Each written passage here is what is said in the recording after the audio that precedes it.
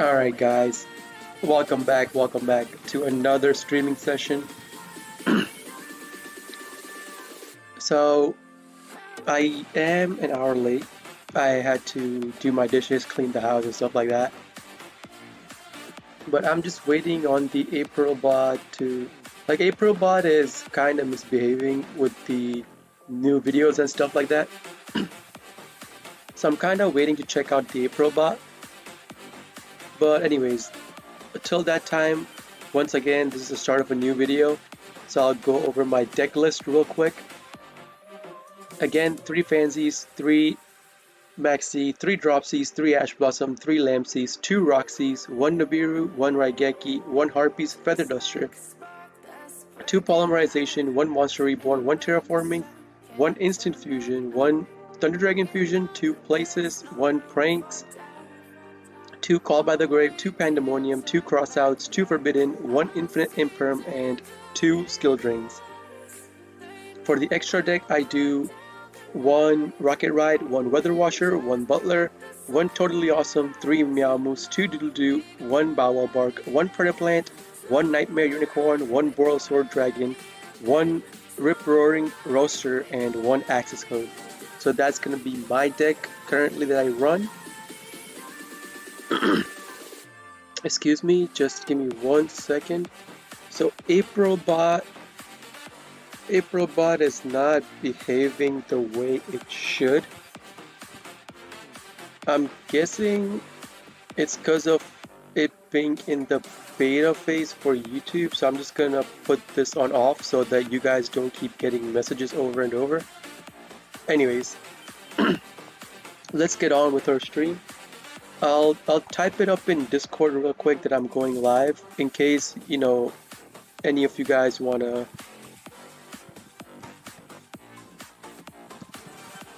going live on YouTube. Come watch and chill. Alright, so currently we are live on YouTube, and let's get on with our ranked gameplay. I'll probably stream till around 10:30, 11, maybe till 12, but we'll see how long I can stream. So our opponent won the coin toss, and we are going second.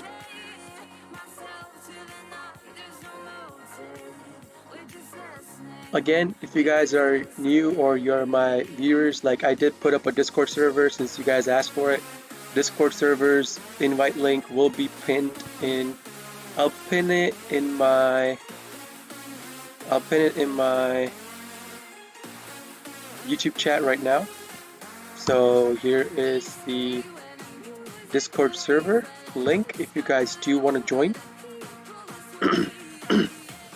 And we are playing against a Rongo Bongo, and we are going second. So if he gets his full combo, we're pretty much screwed. Yeah, if he gets full combo, we're pretty much screwed. We can't do anything about this. But let's see if he can go into a full combo.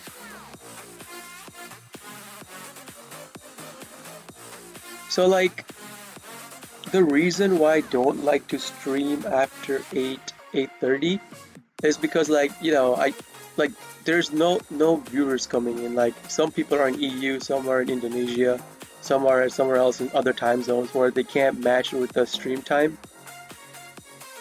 And like, most of my subs I think are not from US, so it kind of like mismatches with their time. So like, and then I don't get any views.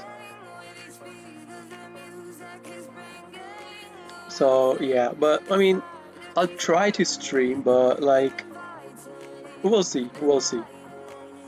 I'll try to stream as much as I can during the downtime that I currently have. But like, if there's no audience to stream to, like, there's no point in me just blabbering on and streaming for no reason, right? But anyways. So let's see how far the opponent's combo goes. Like, he's pretty far into the combo. He needs to get another Leviair, another Leviair, so that's gonna special out. Like, I'm just waiting, like, if he can't get 6 material Rongo Bongo, then I could still play through his board, because I do have Forbidden in my hand. But if he gets like a 6 material Rongo, it's probably gonna be game over for me. Like, at this point, I'm wondering if I should even play, because he's pretty much guaranteed, like, this is pretty much gonna be a guaranteed Rongo, no? Kizi Kaiba, what's up, dude? What's up? So yeah, I'm just playing against a Rongo Bongo deck going second with no hand traps. Oh, so he's not going into full Rongo, so he's going into Utopic Draco Future. That means I can still play against him. So Utopic Draco Future, alright. As long as he doesn't get Rongo Bongo, 6 material Rongo Bongo on the field, 6 material Rong Miniad, I could still play against him. So he got the Bardiche, okay. How's it going, man? How's it going? How are you doing today? Good, that's gonna be a long combo, so I'd rather chat with you than look at the combo because I already know what the combo is gonna end on. Either Rongo Bongo or no Rongo Bongo. So, how are you doing today, Kaiba? Hope you good? Hope you chilling?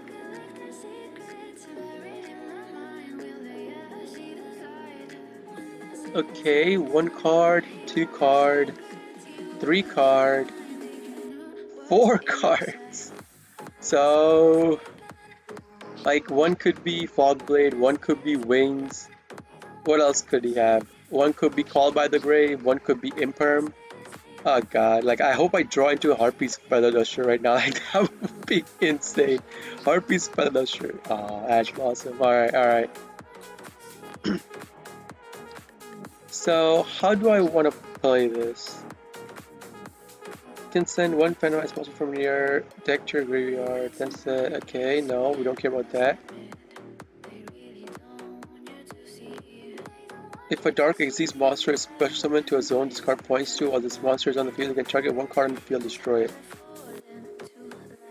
1 Xyz monster. So both his Xyz are under this card. All 3 Xyz. And none of them are dark. And it has to be a dark Xyz. So I'm thinking one of these cards could probably summon out a dark Xyz. I can't be too sure, right? Oh, thank you for watching them, man. I'm glad you learned something from it. I'm really glad. So what I'll do is I'll activate, like, this can only be used on monsters, right? Once per turn, when your opponent activates a monster effect, you can detach 1 material from its card, negate the activation, then if the monster is in the field, you can control of it. So, like, I mean, I'll forbidden this by sending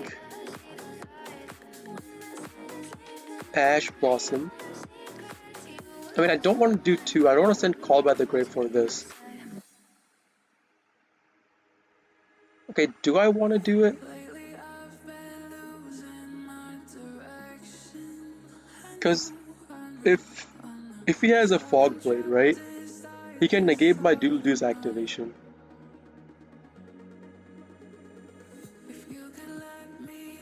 No, I'll just do 1. I'll just do 1 on this, and he probably could have a trap he can activate in response to this, because I only sent a monster. I mean, trap or spell card. So he's choosing not to activate anything, okay. So I'll just forbidden that, and I'll try to go into my combo. See if he allows me to go into my combo. Like, because I didn't want to do 2 cards, because I will have to banish 1 card off of the Roxy's effect. And I only had Roxy's as my starter card in my hand. So that's why I didn't do 2 off of, and there's the Call by the Grave. And sadly, I don't have a cross out or something like that to negate the Call by the Grave. Like as I was saying, right? Like that one card set down could be a Call by the Grave, and this really sucks for us because we can't really do anything with the hand that I have now. I mean, technically, I could have gone into Doodle Doo by discarding this off of Pranks, but like at this point, there's nothing I could do.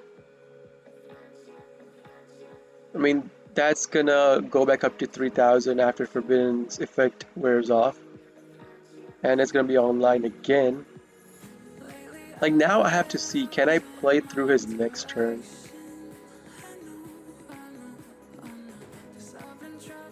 I don't remember the card's names. Also, Zeus. I've been abusing Rongo Bongo. Phantom Knights was my first deck. Yeah. Phantom Knights, if you can't stop their wrong Miniad combo, it's basically game over. Like, if you can't hand trap them when they go first, it's basically game over at that point. Like, you have to somehow stop their full combo from going through. And Phantom Knights going second sucks against Prank Kids because you can disrupt their complete combo with just Butler, or even if you draw into a skill drain or Imperm. You imperm the bamboozling, so Rongo can't go to 6 material. Rongo will be stuck with 3 materials. You could activate Skill Drain, and Skill Drain would just ruin their whole board. Like, they can't do anything once Skill Drain hits the field. So he has 3, 4, 5, 6, 7. He has 7000 damage on the field currently. Okay, he's gonna pop my Pandemonium.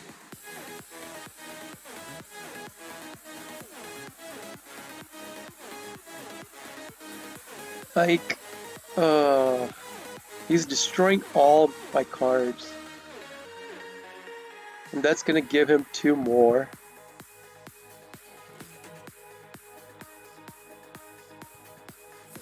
Like, this is gonna be really, really annoying.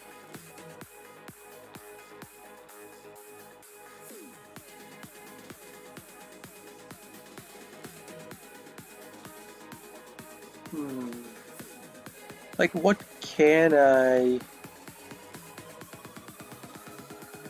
card can I draw into that will help me play against this board? And there's no card I could draw into that could help me play against this board. I don't think. I mean, that's gonna be Rongo Bongo. Yeah, like there's no card in my deck that I could draw into that could help me play against that deck.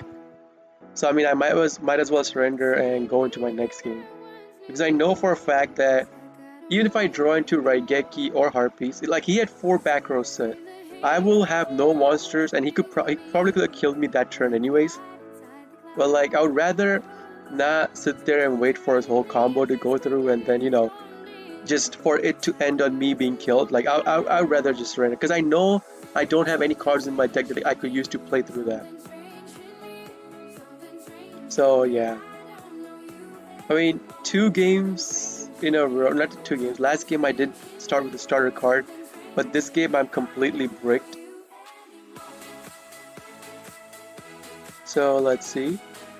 I'll put this back on. I mean, no point in putting this on, right? Because if he doesn't special summon, then there's no point in me putting this on and popping my maxi. Okay. Front, back row, like Monster Zone and back row set 1-1 and end his turn. Okay. So I do draw into a starter card. I'm gonna start by activating Raigeki. I wanna see what monster I pop so that I know what kind of deck I'm playing against. So let's see if he has some activations he wants to chain link. So he's playing, alright, a Tri Brigade. Alright, do I want to call by the Grave that? Because I'm worried about him and Ash Blossom and Maxi. Do I want to call by the Grave the Nerwall? Because call by the Grave, if I call by the Grave the Nerwall, the effect is going to stay till the end of my next turn. Like, I do want to call by the Grave the Nerwall.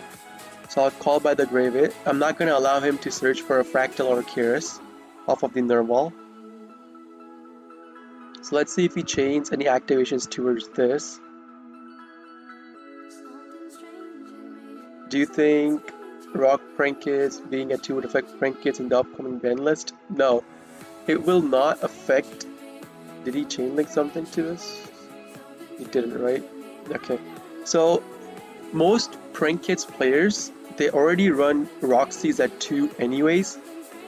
Like if you look at the statistics of Prank Kids players playing how like 2 or 3 Roxys, most people who play Prank Kids run 2 Roxys anyways because they care more about, you know, having their Butler combo cards. They care more about having 3 copies of the Butler combo cards, plus having more access to hand traps, rather than, you know, have 1 extra copy of Roxys. Because at the end of the day, even Fancies, like Fancies is only useful for the Butler combo plus the first discard effect that it offers. After turn 1, once you get your Pandemonium, Pranks, and Plays into rotation, Fancies discard effect is useless as well. And Roxy's is not a part of the Butler combo. It's just a way for you to link climb up to your monsters, to your doodle-doo, to get more cards in your graveyard, to use your Prank Kids pranks to recycle cards and draw a card. That's all that Roxy's offers.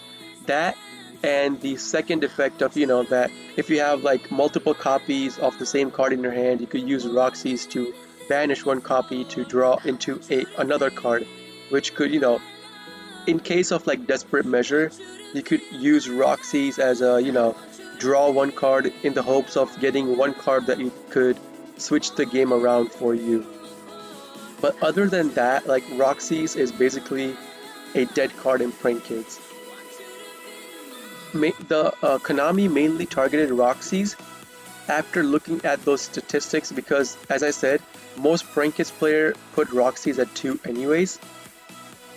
And their target for the Roxy's semi-limit was Adamancipators.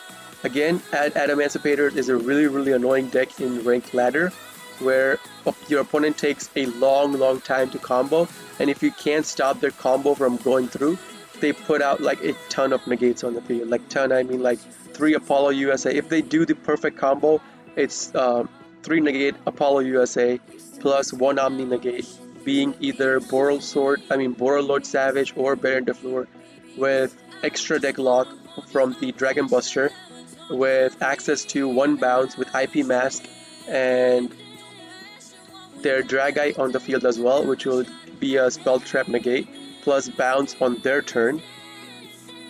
So yeah, that board, that's why they put Sekka's Light at 2, Analyzer at 2, and Roxy's at 2, because they want to take away from the Adamancipator rather than Prank Kids. For Prank Kids, again, it doesn't matter. Alright, so our opponent is going to activate Maxi when I go into my combo. So I'm gonna cross out the Maxi. That's gonna resolve. I'm not gonna chain my Maxi to his. That's just, I mean, I don't know if he's gonna special summon on his turn. So I'll banish 1 copy of Maxi's. The effect's gonna resolve. It's gonna negate his Maxi. So now I could safely go into my combo. So that's a good question, Kaiba, but it's not gonna affect Prank Kids as much as people think it will. So yeah. Like, for the ban list, I'm so happy they put Ben 10 on 1. Ben 10 and what else? Conquistador. They put Ben 10 and Conquistador on 1, which I'm really happy about. And thank God for DD Dynamite being on 2 as well. It kinda completely ruins the DD Dynamite deck because you can't trap trick and search for another DD Dynamite by banishing 1 because you're limited to only 2 copies of DD Dynamite now.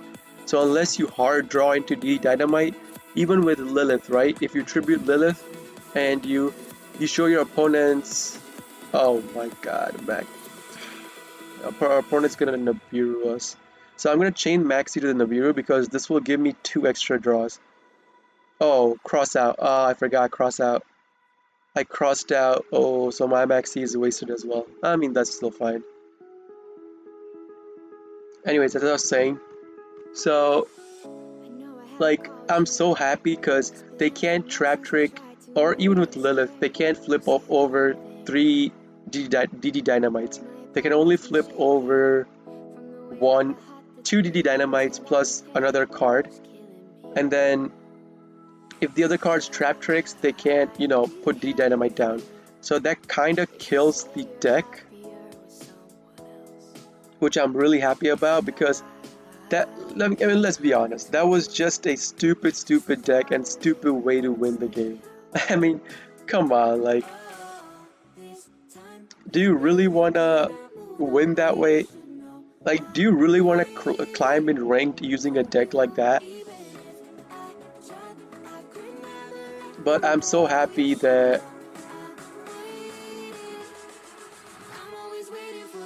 okay, so the best cards hits. So here's what they did, right? They took out one copy of Lala for Virtual World, hoping that it lowers Virtual World's tier. But instead of, so they could have just completely banned True King of All Calamities, but no, they want to keep the boss monsters intact while affecting the engine that goes into the boss monster. Same thing with what else? What else was one card only limited? I mean, two cards. What else was two cards limited? There was one other thing with Virtual World and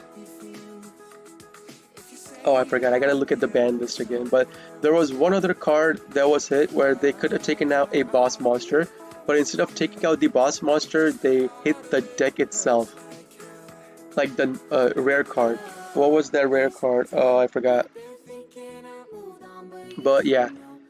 So they basically want to keep the boss monsters intact. They want to keep the boss monsters in game because in TCG, True King of All Calamities is out.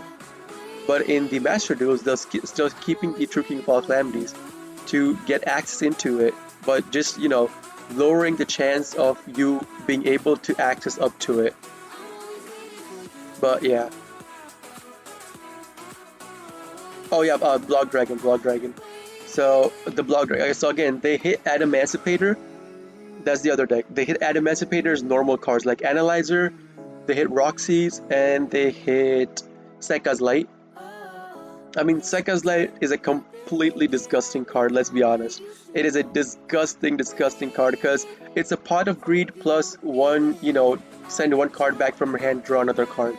So you're basically doing two free cards plus one more swap, one more card swap, which could potentially draw into a really good card. So like, they hit those normal cards instead of hitting Block Dragon. They could have, limited Block Dragon, but no, they kept Block Dragon unlimited and they hit the normal cards over it. So like Konami is trying to, because other decks can use True King of All Calamities as well. The Synchro deck, the Tenyi Fire deck, they could use, the True King of All Calamities as well. Tenyi Rose. Like there are a lot of rogue decks that can access that boss monster, but so Konami kept the boss monsters in place. Instead, they hit the deck themselves. So let's see if that's gonna affect the deck itself. I mean, I'm not sure it'll affect the decks themselves, but we'll see. Phantom Knight's card was bullshit instead of Rongo. Yeah, they even hit the Tron Scales. They hit Torn Scales over the Rongo. Like people are saying they would rather see Rongo completely banned than Torn Scales being put down to 2. That's the other deck. You're right, Kaiba. You're right. That's the other deck. But like, you can't really say much about it. Like Konami is gonna do Konami things. You can only speculate about it, but I mean that's about it. So I'll get a place and pranks off of the Doodle-Doo search. Doodle-Doo's tribute. Should I just ban DD Dynamite? Oh man, Peter, you hate DD Dynamite, huh? So again, Konami doesn't want to completely ruin that deck. They want to keep the cancer deck in game apparently. I don't know why. They just do. But the DD Dynamite being semi-limited, it like basically kills that deck. Unless you hard draw into 2 DD Dynamites, you can't kill your opponent by banish because you need to have at least 2 DD Dynamites to do 9,000 damage. Even with the other 1,000 damage, you can't make do with 1 DD Dynamite, right? So yeah. I mean, I'm really glad about it. I was hoping that instead of Ben 10, they would have, you know, instead of Ben 10, they would have like hit Ava. I was hoping they would hit Ava over Ben 10, because Ben 10 being one, like it affects Drytron, yeah, it affects Drytron and Herald players. I mean, it really affects them, but it doesn't, like the first starting combo, it doesn't affect their first starting combo, because as long as they search for one Ben 10 and go into it, they can still get their full combo off, right? Like, it's just a matter of, you know, 1 versus 3 where they go through all 3 Ben 10s. But, yeah. So, I completely forgot. Did I use Lamses? Did I start with Lamses? I started with Lamses, right? Yeah, I started with Lamses. So I had to special out the Roxys from my hand. I'll do my Bow Wow Bark. Like, sadly, I will have to banish the Skill Drain in my hand for the Roxy's effect to take place because I do need the Pandemonium, so I'll have to banish Skill Drain. Skill Drain is a really good card against Tri-Brigade, any version of Tri-Brigade. It's an extremely good card because it shuts down their deck. So I'm gonna attack this card. How many cards does he have? He doesn't even have a single but Revolt. Like, do I want to attack? I'm not gonna put it in this column because I can't be sure. That could be an imperm. Do I want to attack? Because I'm gonna go into my butler to pop it anyways. But do I want to attack into this? I'll attack into it. Alright, so it's a Warbler. I'll end my battle phase on, end my turn on this. Activate Pranks. But yeah, again, Peter, like, Konami wanted to keep the semblance of the deck, so that's why they didn't completely ban out DD Dynamite, but, you know. I'll do one Fancies and one Roxy since I have 2 copies of Roxys in my graveyard. Not gonna Ash Plus on my own stuff, please, no. I draw into a Dropsy, which is pretty nice. In case he denies me my Bow Wow Barks activation, I could still go into Weather Washer, right? And I could get 2 cards on the field that would be immune to destruction by battle. So the cards I want are my Lamses, and I don't need a copy of Dropsy since I do have a Dropsy in my hand, but I'm gonna get a copy of Dropsy anyways in case he manages to clear out my whole field. I would still have a starter card in my hand going next turn. So anyways, let's see. Again guys, my Discord server is up if you guys want to join it. My day was pretty, like, so okay, so I don't know if you know, but I just got done with a really big exam for my career like a couple days ago. I think it was on the 20th. I got done with exams, so after that I've been free. And then recently, like, my subs are asking me to make a Discord server, so yesterday after I streamed, late into the night, I was setting up my Discord server, and today till in the morning, you know, like, I'm totally free right now, so I worked out in the morning, you know, did the normal stuff, eat, shower, breakfast, worked out, and then I actually had, like, I mean, I wouldn't say good, but like a decent decent thing happening for me, where my one of like my one of my like my check was stuck and it went through, so it was a pretty good thing to happen for me today. So I'll chain link my butler to this. I'm gonna use Meow move. I'm gonna have, so Konami still hasn't fixed the butlers thing where you get butler and roasters thing, where you could, use all Meow moves in the graveyard or on the field. So technically I have 3 pops on this. I'll send a Lampsies to the graveyard. So this is the special summoning part. The effect of Butler's pop resolved, and now we're down to the special summoning. So anyways, yeah. So that happened, and then I was basically streaming for the rest of the day. And then I went to eat dinner. Then I came back to stream again, so I'll stream till late night, I guess. So yeah, that's what happened. How about you, man? How about you? Are you at college? No, I'm done with college. My major, I'm in medical. I got done with my MD. So that was the USMLE step 1 that I gave on the 20th. But yeah.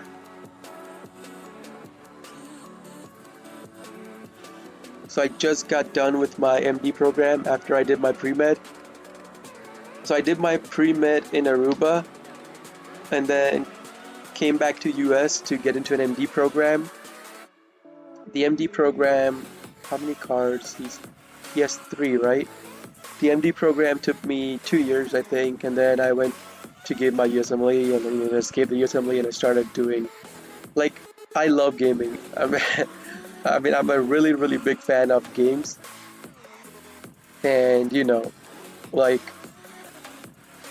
game is a big part of the thing that I do. Like, I only started streaming and putting videos on YouTube as a part-time thing, but it started catching up. People liked the content that I made, so here I am. Anyways, how much damage do I have? 3, 4, 5, 6, 7. I mean, I do have enough damage, right? But I'm still gonna burn him. Like, in case he activates this card in battle phase and I have to tribute my totally to negate it, I'm gonna get more stuff on the field. So I'll go into my doodle-doo. So always, guys, even if you are winning the game, always assume that if your opponent has a set down card or cards in their hand, always assume that, they could have like a rogue battle fader or a scarecrow or some card they could activate that if you have a totally awesome on the field and you're counting totally awesome towards the damage you deal to kill your opponent that turn, like, always go over that damage. Don't count the totally in it because you may have to activate it totally to get rid of their active effect to continue your battle phase. But like, I'm gonna be forced. Okay, so he doesn't have anything he could activate in battle phase, so that's just game right here. Okay, anyways, but yeah, like, never count totally towards your damage to kill your opponent because they could activate something that would make you activate your totally to tribute totally to negate that effect. So always go over totally's damage if you get what I'm saying in this thing. So anyways, our opponent bricked pretty hard. Like, he was playing Lureless Tri-Brigade and he bricked really hard. Like, he didn't draw into anything. He could have used the Warbler to start into his combo, but I guess he didn't want to do it or he didn't know how to do it. I'm not too sure.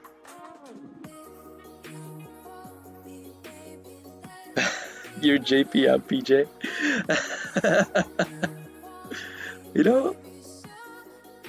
So your last name starts with J? Oh, okay. So yeah, my major is medical. Like, I'm trying to be a neurosurgeon. So yeah. So I have all my things set up. I gave my USMLE. I already did my thesis and reports.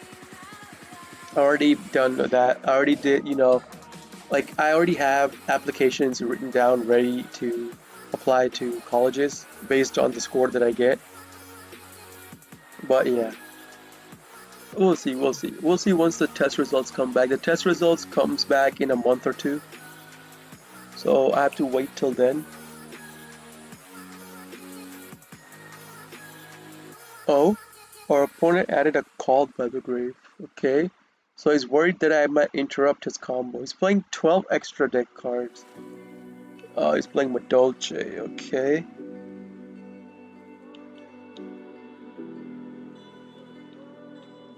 I mean, this is going to be pretty sucky because if he gets a full Madolche combo out, like, I'll be stuck.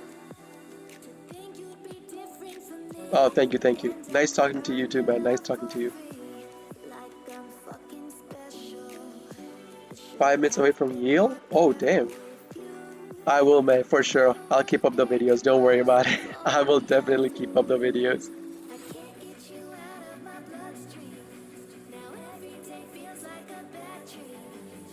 You live 5 minutes down from Yale? Damn. The crime down there is bad despite the area. Really? The crime rate around Yale is really bad? That's the first time I'm hearing about it. I did not know that. Like, I live in Florida, but like the place I want to apply to is California because for the thing about medical is that if you clear your residency and internship and rotations from California, and if you want to apply for residency, like for the residency thing, any state you want to work in, you have to apply in that state, you give an exam and pass, and then you can work in that state. But if you pass out from California, usually like almost all you could practice in almost all the United States. You don't have to give another exam to get a permit to practice in that state. So that's why my goal is to go to California to do my internship and rotations and all my complete my for 5 years there, and then come back to Florida because my folks are in Florida. So I want to come back to Florida and practice in Florida because I already have like my dad has contacts in Florida with the hospital, so like I could get a internship in Florida, but like again, I do want to go to California to do it.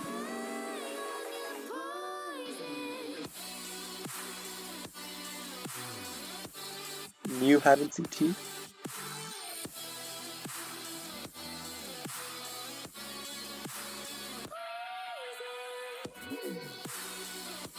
Wait, what do you mean by that? New haven't? Did you type something? Did you mistype it? New Haven. Oh, it's the ad. Never mind. Your aunt's an extra tech at Yale Hospital. Damn. Yeah. So that's why I want to go to California. Like most medical students, they want to go to California, but not many can go there because the living conditions there are not too good. It's mostly mountains and farmlands. Even in like a suburban area, like there's not much you could do. Like in most cities, yeah, but like in near a major hospital and stuff like that, yeah, sure. But like still want to go to California. Yeah, I just realized that no, you gave the. It wasn't a misspell. You gave the. I just realized that. All right, let's see. Oh man. What is this, dude? You should buy a permanent card effect into the graveyard from this card in the deck. You can target one monster in your graveyard, banish and produce special one Dolce monster from your deck, except Dolce Fruitcake. Okay, don't care about that. While this card points to a Dolce monster, spell traps you control cannot be destroyed by card effects, and also neither player can target them with card effects. If this card on the field will be destroyed by battle or card effects, you can shuffle one Dolce monster from your graveyard into your deck instead. Damn. You can detach one material from this card, then target one Dolce monster on the field this turn. That face-up monster is unaffected by monster's effect except its own. If a middle turn monster is sent to the graveyard while this card is on the field, except during the damage step, you can shuffle up to 2 cards from the graveyards into the deck. You can only use the effect of Middle Shade Teacher Glass of Flame once per turn. I mean, to be honest, I'm scared about this board now. Because 3 back row sets plus this. So, how many cards do I want to... How many cards do I want to... I want to... 1... Do I want to... Just these 2, right? I don't care about this, just these 2. And I'll send Maxi first, and I'll send Polymerization as well to get these 2 going. So I sent a trap, I sent a spell and a monster, so he can't activate spell and monster effects in response to this, but he can still activate trap, so he probably still has a trap set up, right? I mean, he's probably gonna bounce my card, bounce or destroy. I still have Monster Reborn if he sends it to the graveyard. And I don't have any negates for Maxi, Call by the Girl, stuff like that. Yeah, California is really expensive to live, but I could go there on scholarship, so I could make it work. I could even work there. And once you start your internship, you do get paid close to like 30,000, I think, 35,000. So my living expenses and stuff like that, I could take care of myself.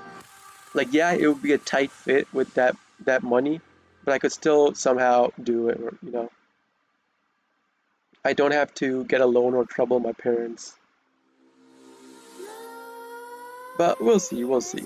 Like, it's down the line after my results come out. So Monster Reborn my Dropsies. Oh, come on. Really?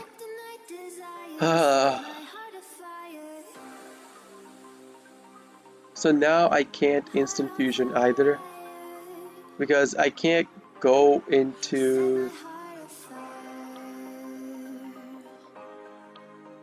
Like, Rocket Ride won't be able to get anything out, and any monster you get with instant fusion can't attack. Like, this really sucks. So I'll just bump into this.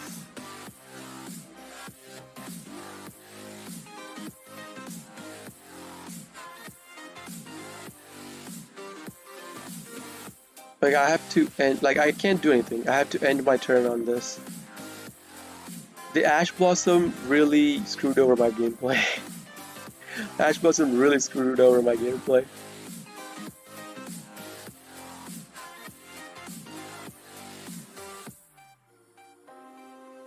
But yeah, so I was living in Chicago till almost a year ago. We moved to Florida last August.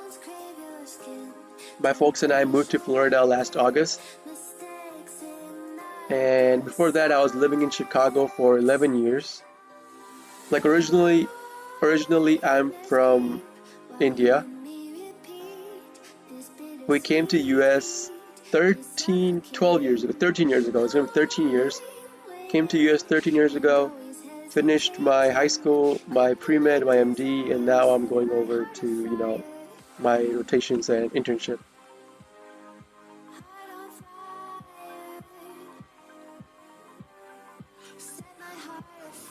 Like, I was pretty small when my parents... Nah, like, I started freshman in high school. No. I started in middle school. I started the last year of middle school. And then 1 year after I did my high school, yeah.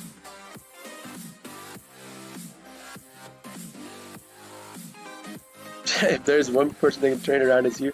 I mean, I don't think so, because he's probably going to end the game this turn. So it's 2, 4, 6, 8.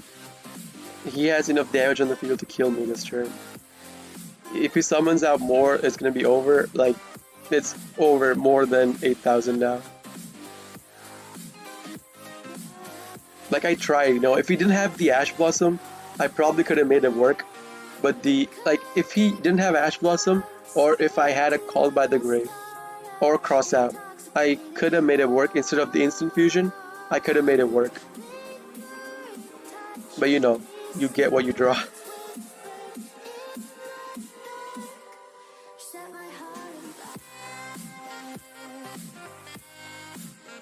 So yeah, so I did like my all my dues, and like it was really awkward when I first came from India. Like I was, taught in English. Like India has two mediums, like mediums being two languages that school prefers to teach kids in. One is like I was from Gujarat. It's like, on the east side, all the way on the east of India, and they teach you in two languages there. Some school prioritize Gujarati, which is the mother tongue for Gujarat, and some school prioritize teaching in English. And I went to an English teaching school, so I didn't have a problem adapting to the English language itself, and I got rid of the accent. Like, I think it was like the first 2 months since I came here, because I was used to talking in English back even where I stayed in India. Because my dad traveled a lot, so I switched like four schools growing up. I went from Gujarat to like south part of India. I went to like Bangalore, and from Bangalore I went back to Gujarat, and then from Gujarat I came to US. No, from Gujarat I went to London, and from London I came to US. So yeah. I switched a lot of schools when I was little because of my dad's job. So I didn't have trouble speaking English. The the part that I had trouble with was that, like when you first come to a foreign country, right? Like almost everyone who goes to a middle school, like they have been together with their friend circle since the elementary grade. And usually like you can't gel well into it. Like I had a thick Indian accent in the first 2 months, and like I mean racism did happen, but it wasn't that much. But still, like my middle school final year, like so in India you start your education 1 year earlier than you start in US. So I was in my freshman year of high school in India, but when I came here I was put 1 year back. Season travel. Dude, my dad's a traveler. Like he travels a lot. So yeah, like I was put 1 year back when I came to US. So instead of starting freshman high school year, I started like senior year of middle school. Then I did that. Then I went into high school. Like I made a pretty like I was I didn't pl- I played cricket in high school. Like we had a cricket club. I played cricket. I got pretty popular with playing cricket. Not gonna lie. I mean, in high school I didn't have a problem gelling in with people. Like I socialized really well in high school. And then 4 years after high school, like I went to Aruba because in US you need to do 4 years. You need to do if you want to go into medical, you need to first do your obligatory classes, then you give your MCAT, and then you could go into medical, then do 4 years of medical for pre-med. So I didn't want to waste my time doing all that. So what I did was I cleared out my requirements by doing 1 year of community college. I went to a community college for 1 year, and then I went straight to Aruba, finished my pre-med in 2 years instead of 4 years. Then, gave my MCAT first, went to Aruba, did 2 years pre-med, then came back to US, did 2 years of MD, and now gave my USMLE, and here I am. Well, no, it wasn't 2 years for MD. Like my MD took close to 4 years because in the middle, like I did have an accident, so I had to take a break. Like I broke my foot, I had to get an operation for the ACL, PCL. And the PCL break was really bad because if you guys don't know PCL, if you completely lose your PCL, you won't be able to walk. So I had to be in therapy for a really, really long time. for that, so I had to quit school. They offered me, online and stuff like that, but I didn't take it. So yeah. So my MD took 4 years instead of 2.5, which it should have taken. Because after I took my break, like I had to take another break to get back into the studying mind because I was literally doing nothing when I was on break. So yeah, that's my story coming up.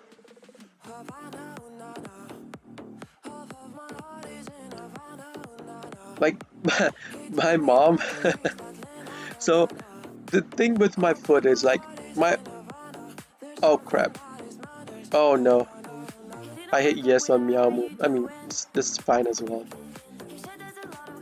So the thing with my feet is that I always bang my feet into something. Like I've had two scars on my foot. Like on my left knee, I did the surgery. I had to go to rehab for 3 months for that. 4 months. 4 months rehab for that. And on my right foot, okay, so you know those tin cans, those big, like 10 pounds tin cans of black beans that you get? So one day, like, my mom and dad were out, and my mom called me and told me that, open this can of beans and then I'll come home and prepare dinner. Like that was like 3 years ago, 3 years ago. And I was opening the can, right? And I had the can opener in my hand, and I had the can opener. I opened the can and I turned around and my elbow kind of hit the can because it was all the way on the edge of the counter, and my elbow kind of hit the can, and the can fell down straight on my foot. So literally the can was opened, and you know how the can open part of the can is really sharp. So the can was 10 pounds filled with beans, and that thing fell down on my foot, and it literally just almost like it gave me a big scar, like a almost almost half a foot scar. I mean, I would say like it literally almost cut my foot, and then unfortunately my mom and dad were home when that happened, and so my mom and dad rushed me to the hospital on that. So yeah, that happened. So both my feet, like I have scars on both my feet now. And I'm not even counting the other times where I keep banging my foot on other surfaces. Like those other small scars and bumps and dents that I have on my foot, I'm not even counting. Like, so the other thing that I had on my right side of the foot is on my calf. There's a big burn scar because uh, I was out with my cousin, right? Like my cousin was when I was younger, I worked in the kitchen, and those cans I had to put them away when stock came. Those lids are sharp and used to stub my toe on them all the time. Yeah. So for like I was going with my like I have a big burn scar on my calf on my right foot. So the story with that was that I was going with my brother. Like he had a bike, and like bikes exhaust pipes, they get really hot. And so like I was sitting behind him, and we reached our destination, right? And I was wearing shorts. Like I was not wearing pants, I was wearing shorts. And it was at the point where we had to get down. So I got down, and my foot kind of slipped over and hit the exhaust pipe, and my skin completely got stuck on it. And I like when I took my foot off of the exhaust, like my whole skin came off. Like you could see the muscles inside. So there's that big burn scar on that side of my foot.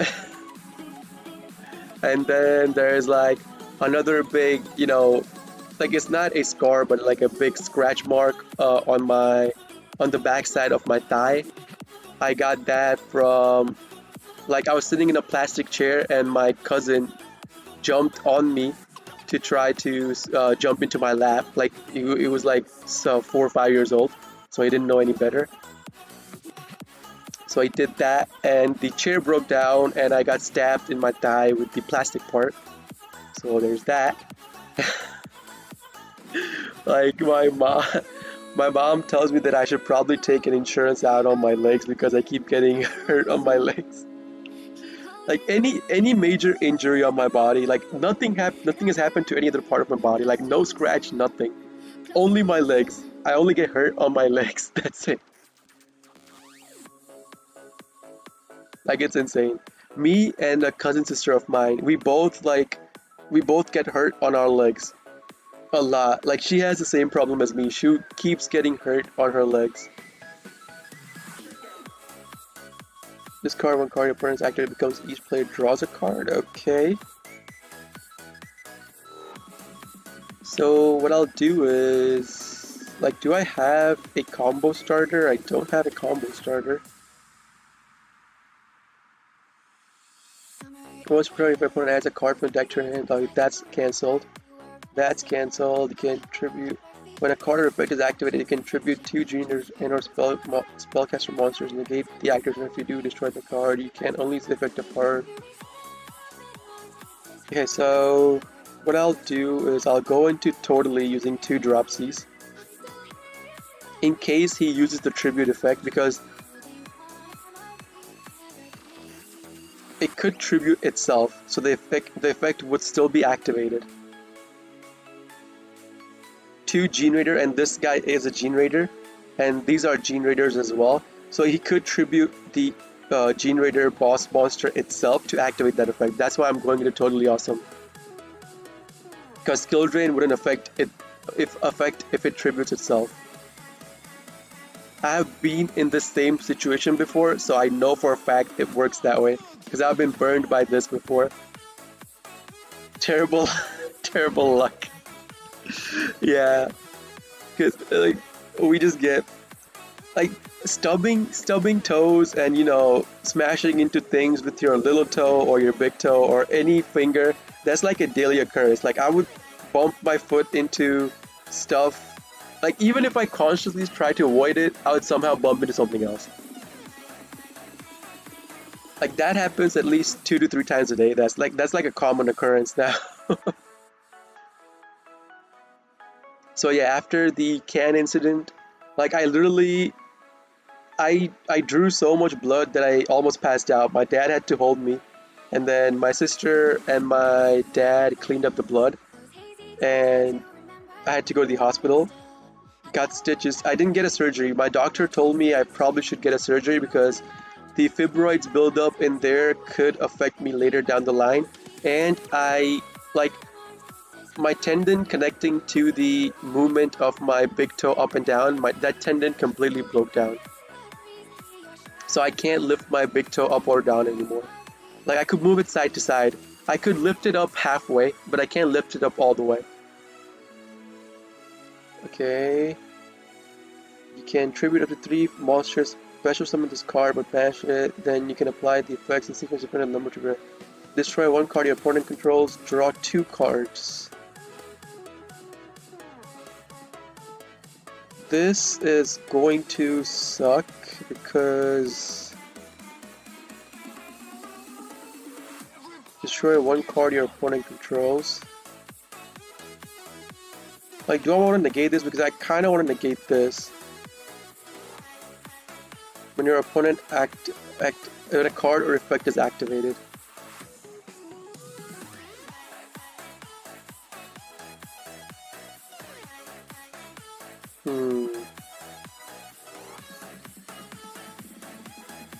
Like, do I want to totally this, or do I want to wait for the other thing?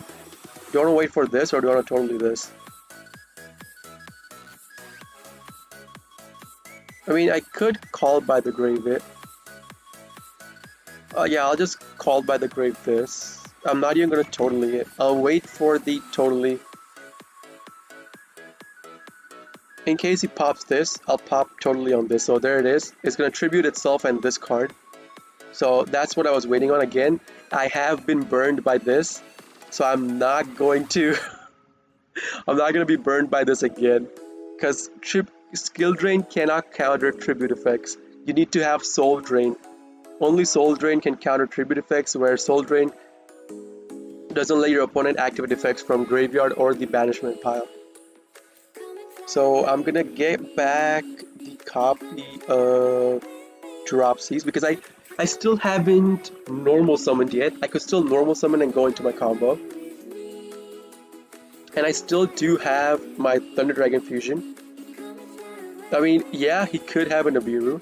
He could Nibiru my field, so I'm gonna wait till I go up to my 5th special, see if his field lights up. I already special summoned once, which was totally. So now I'll go into, this is the second, third, fourth, and this will be the 5th. So we'll know here if he has Nibiru or not.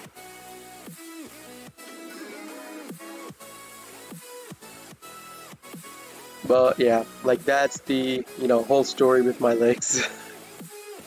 So let's see what our opponent does. Like, I'm hoping he doesn't have a Nibiru. Like, I'm really hoping he doesn't have a Nibiru. Special summon out a monster. I'll special summon out Lamzes. I could, like, what can I do? I really have to get rid of this Gene Raider field spell, right? But like, okay, so I'll Monster Reborn. If I could kill him this turn though. Like, I could totally kill him this turn. So I'll Monster Reborn the Bow Bark in case I can't kill him this turn. I would still have, another turn secured. Then I'll Thunder Dragon Fusion into my Butler, which will boost up all my cards by 500. I mean, that's gonna be way over the damage I need to kill him. Okay, so another thing, if Skill Drain is active on the field, your Bow Bark's first effect of giving the Prankist monster that's beside at under 1000 attack, it won't go off because it is considered an effect and Skill Drain negates that. So yeah, keep that in mind if you ever wanna do it that way. So if my opponent doesn't have anything, that's just game over. He doesn't have anything. Pretty nice. Pretty nice. Pretty nice. Gene Raider is a pretty OP deck if it gets going. If it gets going, it's a really powerful deck because it just keeps churning out big boss monsters over. He was even playing a Kujikiri Curse. I mean, come on, man. Like, this guy, he was playing 3 Gene Raider field spells. Like, damn. It's a pretty good game. Okay. Anyways, on with our next game. So what about you, Peter, man? If you're still here, any stories to share? Any terrible incidents to share?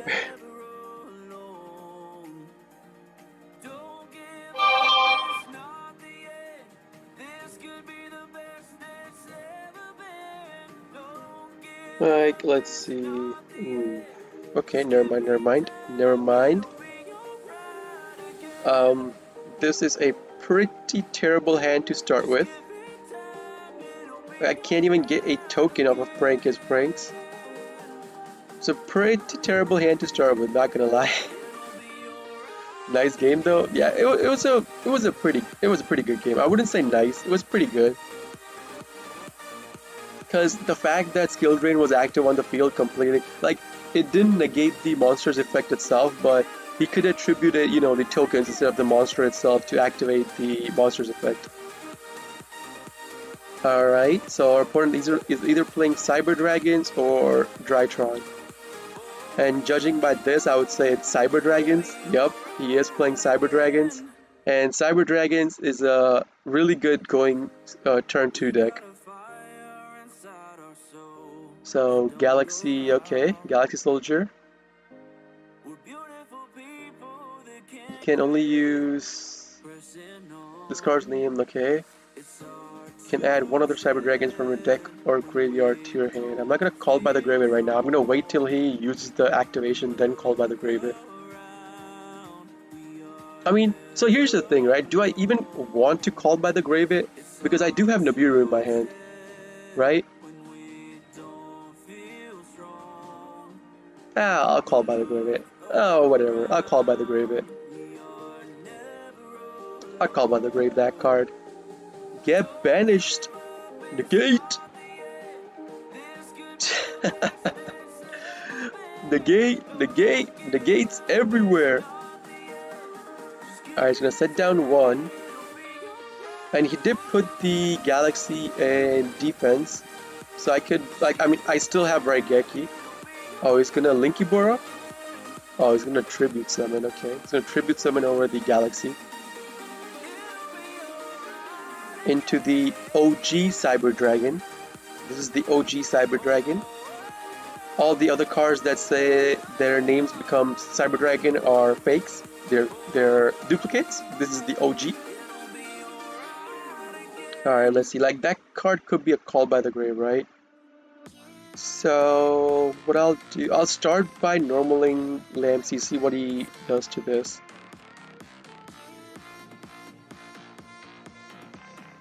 Okay, he's gonna pass.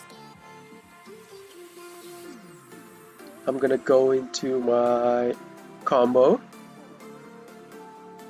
Activate the graveyard effect of Lampsey, see if he negates this. He's okay, so he doesn't have a negate. Pretty cool, pretty cool. I mean, let's see. So I'll go into my combo.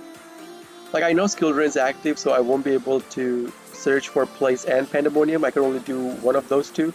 But I'm still gonna chain block with Doodle-Doo anyways, because in case he has an Ash, right, he could be waiting for Ash for this.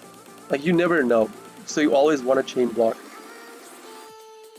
I'll send a copy of Pandemonium to the graveyard.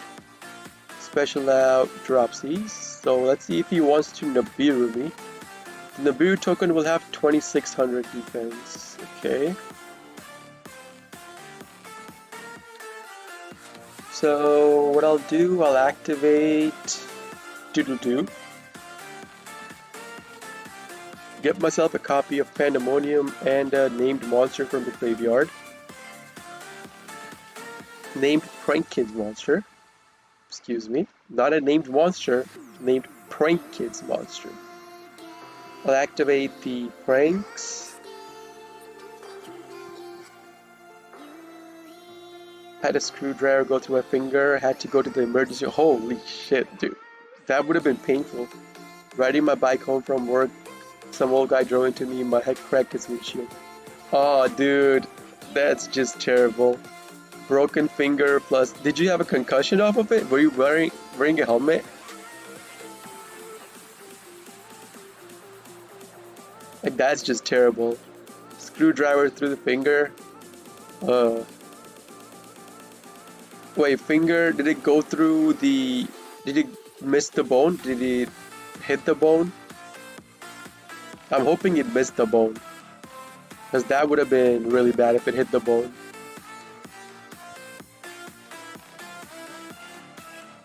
Anyways, on with the combo. Special summon out the Roxy's. No.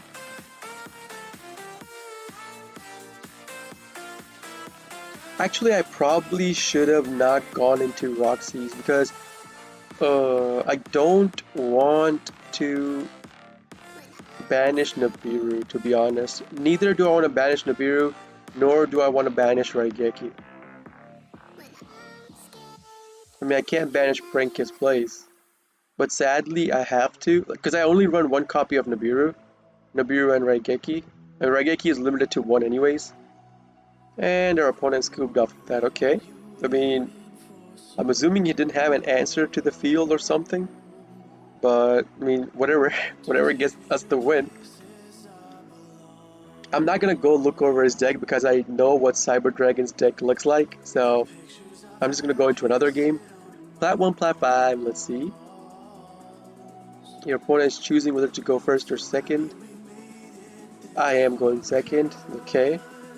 He was turning into his drive aid. The ambulance driver said my head spidered his windshield. Damn! The screwdriver went clean in and out. Lol, had to numb my finger to take it out. Okay, that's a good thing. If it was a clean break, that's a good thing. Because if it hit the bone and chipped the bone marrow spilling out, that would have led to complications. So that's a good thing. Like, is your finger perfectly fine now? Like, if the full sensation, you know, full motion, and also all things like that.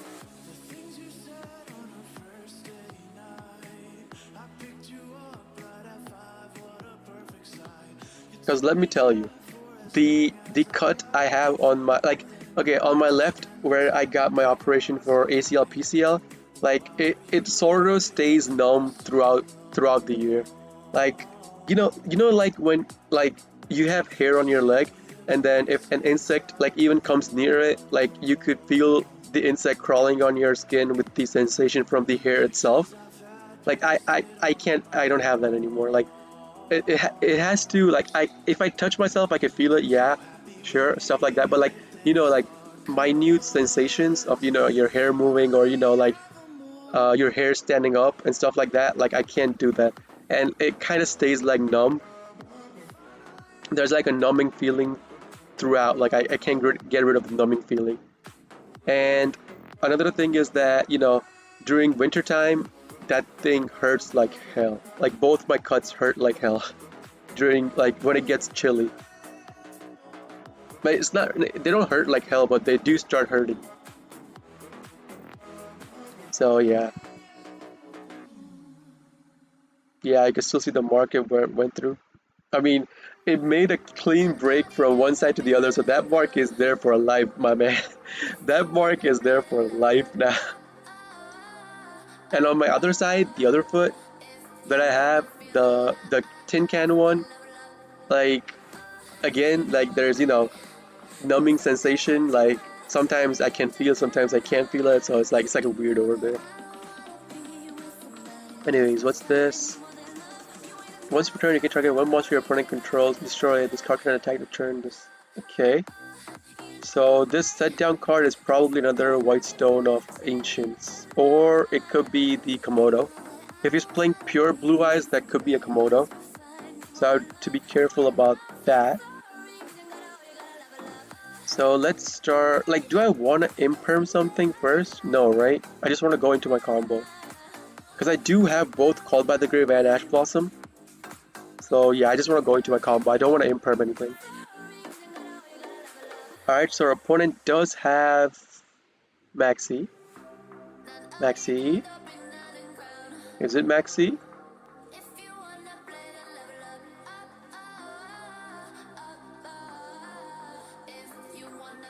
What are you waiting on? What are you... There is no graveyard activations, right?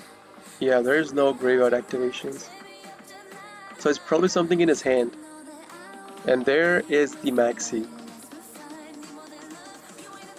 So again, you almost always want to Ash Blossom the Maxi and then Call by the Grave their Ash Blossom, because you can't Ash Blossom and Ash Blossom. So that's why I Ash Blossom the Maxi over Call by the Graving the Maxi. And your opponent can't activate their Call by the Grave unless it is set down for them. So let's start going into our combo. Hopefully he doesn't have any more, negates or stuff like that. Like, if he hits me with Nibiru, I'm totally fine with it, because my Nibiru token would be off the charts. The attack and defense of the Nibiru would be off the charts. So I'm hoping for him to Nibiru me. I'll send a place. Special out Dropsies. But yeah, for me, those marks are permanent. Like, I have like a big surgical scar and, a sort of jagged scar on the other side.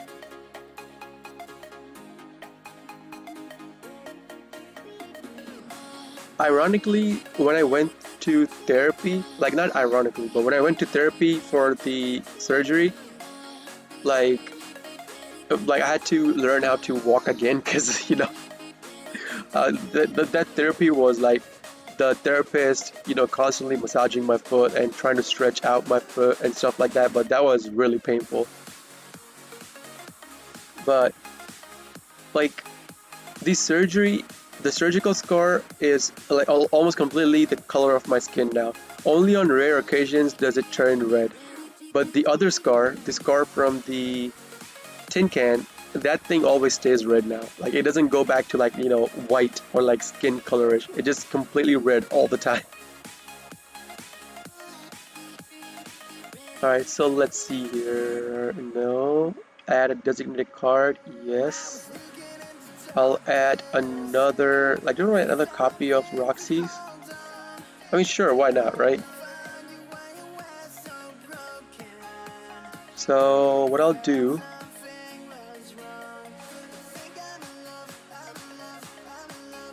I'll activate,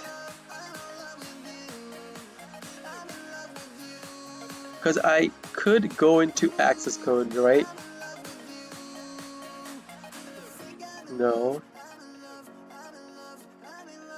So, here, so if I think about this, if I use the token, use the pranks, get a token, use the doodle do and the token to go into my nightmare, bounce one of these 3 cards. I'll probably end up bouncing this, because I don't want this card's effect to activate. Or maybe even this, so I don't know what the face down set is. Then use these 2, go into access, use Pandemonium, use these 2, go into Rocket. And I'll get 3 pops off of my access code, no? Oh no, I can't, because with pranks I have to discard either this, this, or this, so I can't go into Rocket right after. Oh, that's kind of bad, because I could have ended him this turn if I could go into complete combo. So it's only in the main phase, right? Once per turn, you can target one monster your opponent controls, destroy it. If this card can attack the turn this is activated. So if I go into my full combo, I'll get Roaster.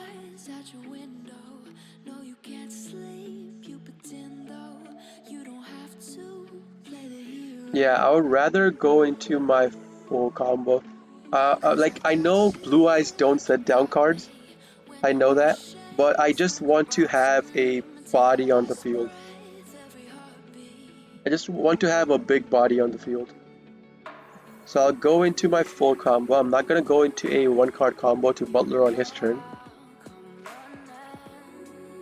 So I'll do this, because once I link summon my Bow Wow Bark using the 2 monsters I'm going to get off of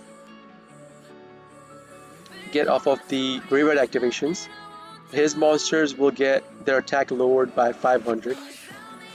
So I could kill this card with... like, I could just bump into it and kill it with one of my monsters, but then I won't be able to go into a full combo. Special out a monster, yes. Special out a copy of Fansies, and the other one I'll do Dropsies, because I could recycle with pranks anyways. Now I'll go into my Bow Wow Bark. So Bow Wow Bark will boost up my Rocket Ride by 1000, putting it at 3500, and these 2 cards will get their attack lowered by 500 because I link summoned. So I could go into attack.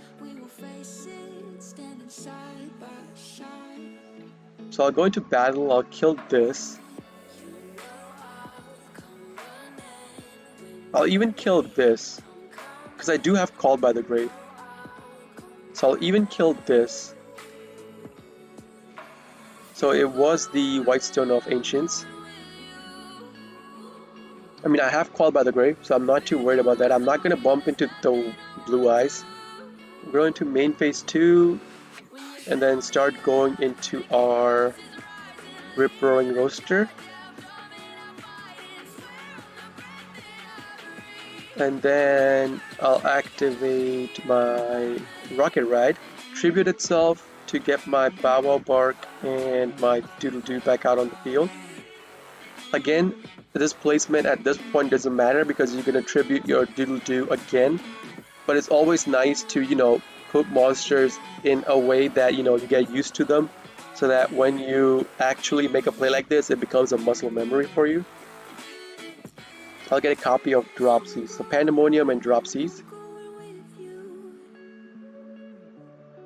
Then I'll set down Pandemonium, set down Called by the Grave right here, set down Imperm right here.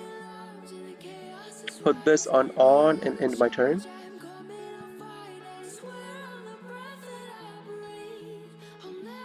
Not gonna activate Maxi on my turn, I'm gonna activate Maxi at the start of his turn on draw phase.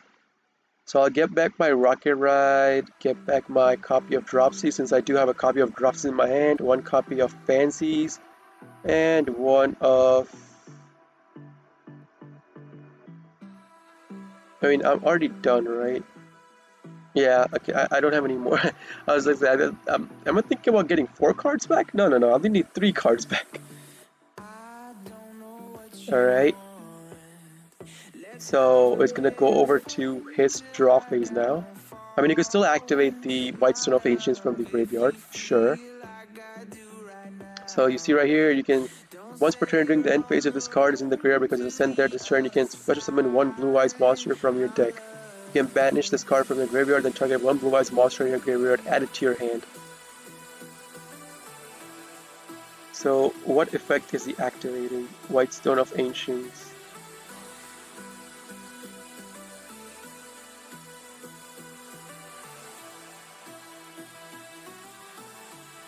Is he using the banish effect?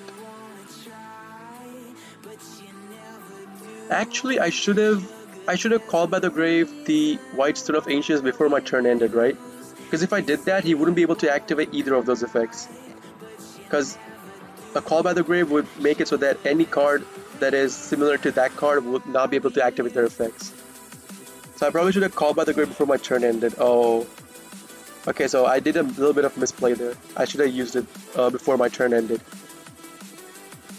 Yeah, I did a little bit of misplay there. I mean, I'll keep this in my mind now.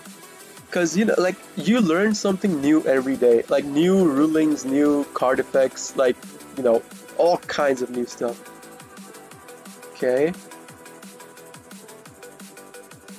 Target 1 spell type your opponent controls banished. If your opponent controls a monster, you can tribute this card. Special summon 1 Blue Eyes White Dragon from your hand. Okay. I mean, the reason why I can't activate Call by the Grave, I think, is because I already hit end turn. Is that the reason why I can't activate Call by the Grave? Oh, it's not in my hand. I already set it down. Oh, if I hadn't set it down, then I would have been able to activate Call by the Grave. Anyway, so I'll activate Maxi first. So he has a negate for this. Or is it this? Or is it this card? It's this card, okay. Alright, since he did that, I'm just gonna banish that. I'm not gonna let him activate that. And then chain link that to my Bow Wow Bark's activation. I'm not gonna use Meowmoo. Like, you generally never want to use Meowmoo for Bow Wow Bark's activation.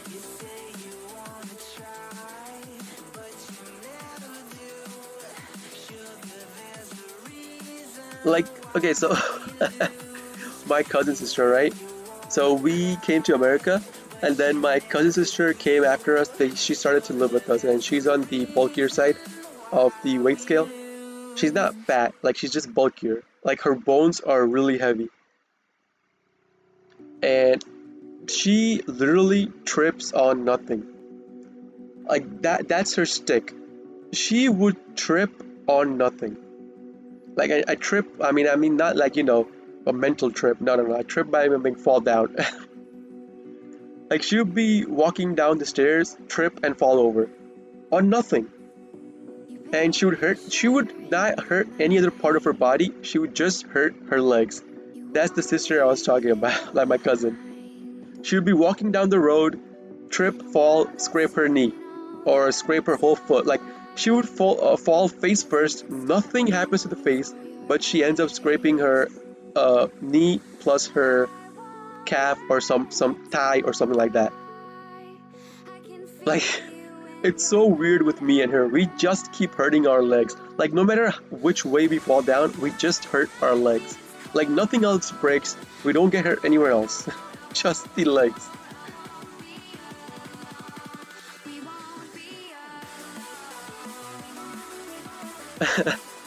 And that sister is kind of like a social media maniac.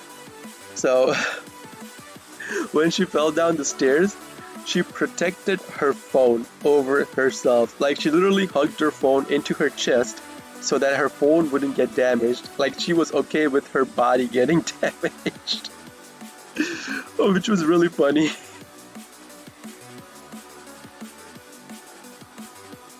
Like it's not even be like she has the same problem as me. Like she could be conscious trying to, not fall over or something. Like suddenly her slipper or her heel or her, sandal or something will break and she'll trip over. Like randomly a pebble would come under her feet and then she'll trip over. Like it's really funny watching her trip over like that over and over. Alright. Monster Reborn, what's this? Can target one monster apparent control destroy. You can. Oh, monster destruction. I mean, we're immune to monster destruction because of Baba Bark, so sure, go ahead, use it. It's not gonna work.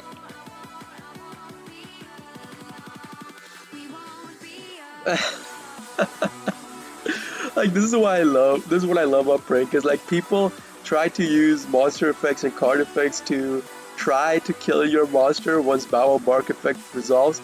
They can't kill it.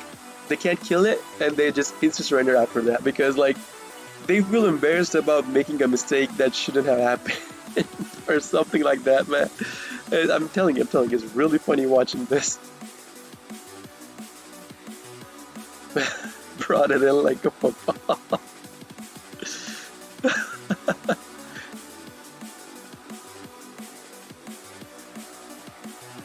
Like I'm not even kidding. So before when I used to live in Chicago, when we first came here, we used to live in an apartment. And right, my dad used to work like he would literally walk for 3 minutes. Oh, he's playing Synchron. My dad would literally walk for 3 minutes and he would reach the place he worked at in an office complex. He would just reach there and like that office complex was really really big and it had a parking lot that like no one ever parked their cars in. So me and my friends would go there play football or cricket or soccer or something like that whenever we're done with our school because most of the kids living in that area go to the same school, right? And we had like a big group going to the same school on the same bus every day, so we knew each other very well. So we used to play that. Like, so we were playing cricket one day, and cricket ball is like a tennis ball. Uh, so yeah, we were playing with that, and my cousin, was walking, and she was walking over to me to call, right? But she was far away from the field from the parking lot we're playing cricket at. So one of the guys, he throws the ball really, really, really hard, and the guy that was trying to catch the ball missed it. That ball literally goes over so fast, rolls over straight under my sister's foot, and she trips and falls on it.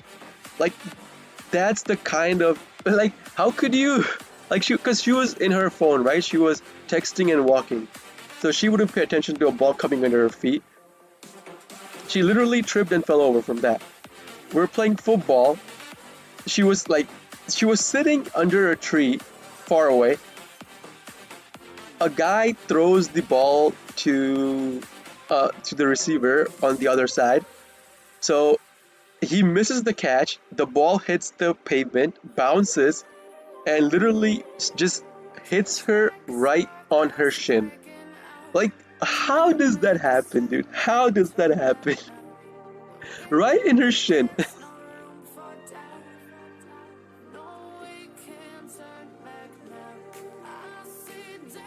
I mean, not exactly the shin, but like, it's like on the front part of your foot, right in front of on the front part of your calf. Like, it's really tingly there. Like, if it hits you right there, if it hits you like precisely in the right angle, it starts to hurt you really bad.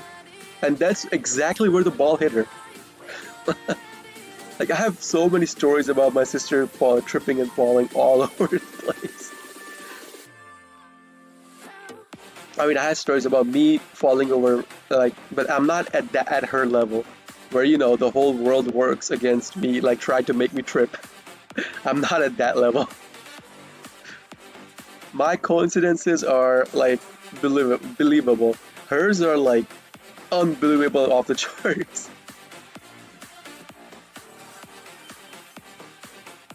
But yeah, that cousin of mine, she's in medical as well, but she's like 4 years younger than me, so she's still behind me. Anyways, let's go with our combo. Like, that's enough reminiscing about my my past. Let's keep going with our combo. Like, I could go into a 2-card combo. He's playing 46-15. So this could punish me. I mean, I do have Instant Fusion in my hand, so I could play through Nibiru. I'm cool with him Nibiruing me. So I'll get Pranks, and I'll discard the Pandemonium of Fansies. Special out. I mean, now I'm kind of logged into a 1-card combo. I can't go into 2-card because I don't have Pandemonium. Alright, so he's not going to Nibiru me, alright. So I'll just go into a full 1-card combo. I'll activate the Pranks. No. Activate Pranks. Okay, so I'm gonna send the copy of Fansies. No. Get myself a token. Special summon out another copy of Doodle-Doo. Again, the reason why I do 2 Doodle-Doos over 1 is because I want to recycle cards with my Prank Kids Pranks and draw a free extra card. Like, if you only do 1 copy of Doodle-Doo, yeah, you can still recycle cards, yeah, you can still draw a card, but then you'll be forced to recycle your Meowmoo from your graveyard back into your extra deck if you want to activate your Bawa Bark on your opponent's turn. So that's the reason why you go through 2 Doodle-Doos instead of 1, so that you could still recycle, get a free draw, and still activate your Bawa Bark, and not have to recycle the Meowmoo. So I'll go into my Bawa Bark. Okay, so just like, this is the question that I've been having for you viewers. Like, you guys see my YouTube videos, right? Do you prefer YouTube videos that I be commentated videos, or just like, the regular videos that I'm posting right now? Like, I have to make a poll on that, because I know some guys prefer the commentated, some guys don't prefer the commentated. But I would really like to know, like, which one do you guys prefer, commentated or the uncommented videos? Anyways, let's get on with the combo. So if you like, just let me know right now in the chat. I'm even gonna search for a Prank Kids place, because why not, right? My Butler will get a free 500 attack on my opponent's turn, so why not? And it'll allow me to get a Prank Kids monster card into my hand for, in case my Bawa Bark gets denied, I could still go into Weather Washer using the Pandemonium that I'll set down. So yeah, just let me know in that aspect. Like, I've been wondering that since I started the channel. I've been putting that in the comments section. I like hearing what you're thinking, helps me understand. So you guys wouldn't mind like the videos being like 10 minutes long, because when I start doing commentated videos, generally 5 to 7 minute videos become like 10 to 12 minute videos if I do commentated version. So if you guys don't mind me, having me commentate on the videos, like, I'm glad to do commentated videos. Oh, and one more thing, once I hit 100 subs on YouTube, I'll do a live face cam stream. So yeah, there's that. I'm gonna put it out right now. Once 100, I get 100 YouTube subscribers, I'll do face stream. Like, don't expect too much from my face, alright? I'm just your average prank kids guy trying to make YouTube videos. Alright, don't expect too much.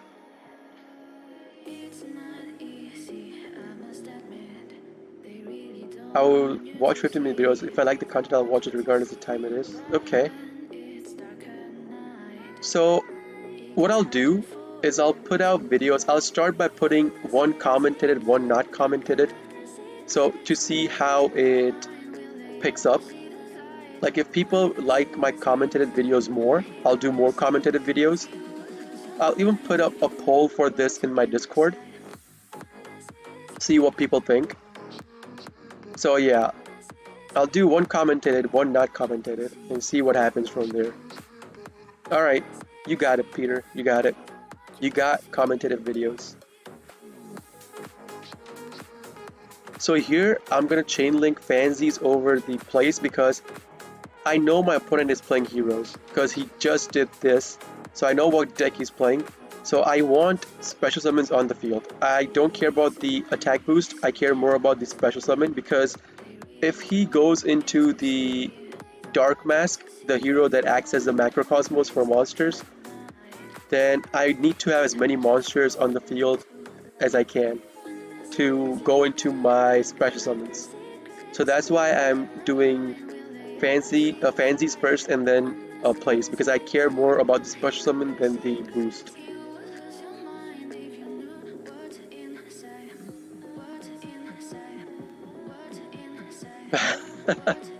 Well, average? Nah. Like, some people, dude, like, some people are, like, out of the world good looking. Like, I know there's, like, filters and makeups and stuff like that people do, but, like, even natural look, they're, like, you could describe, like, they're, like, good looking, alright? Like, I can't stress that enough because I have seen, like, natural face good looking people. Alright, what's this? When this card is normal, especially when you can actively destroy spell traps on the field, no, he's gonna add one hero monster. He's not gonna destroy spell traps.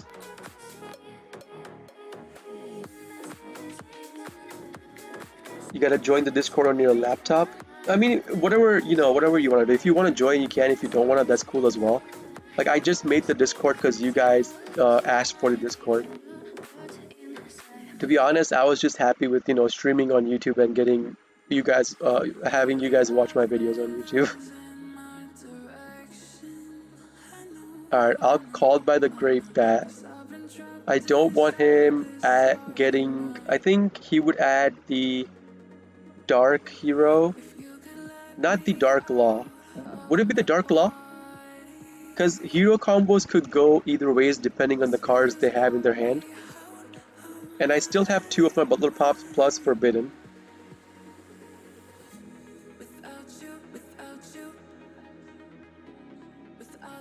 So yeah, if you like, I'm gonna put, whenever I go live, I'm gonna put a message in Discord, so in case YouTube doesn't send you the message, you could just get a message from Discord as well. End of battle. Main phase, alright. Will he go into battle? Alright, he's going into battle.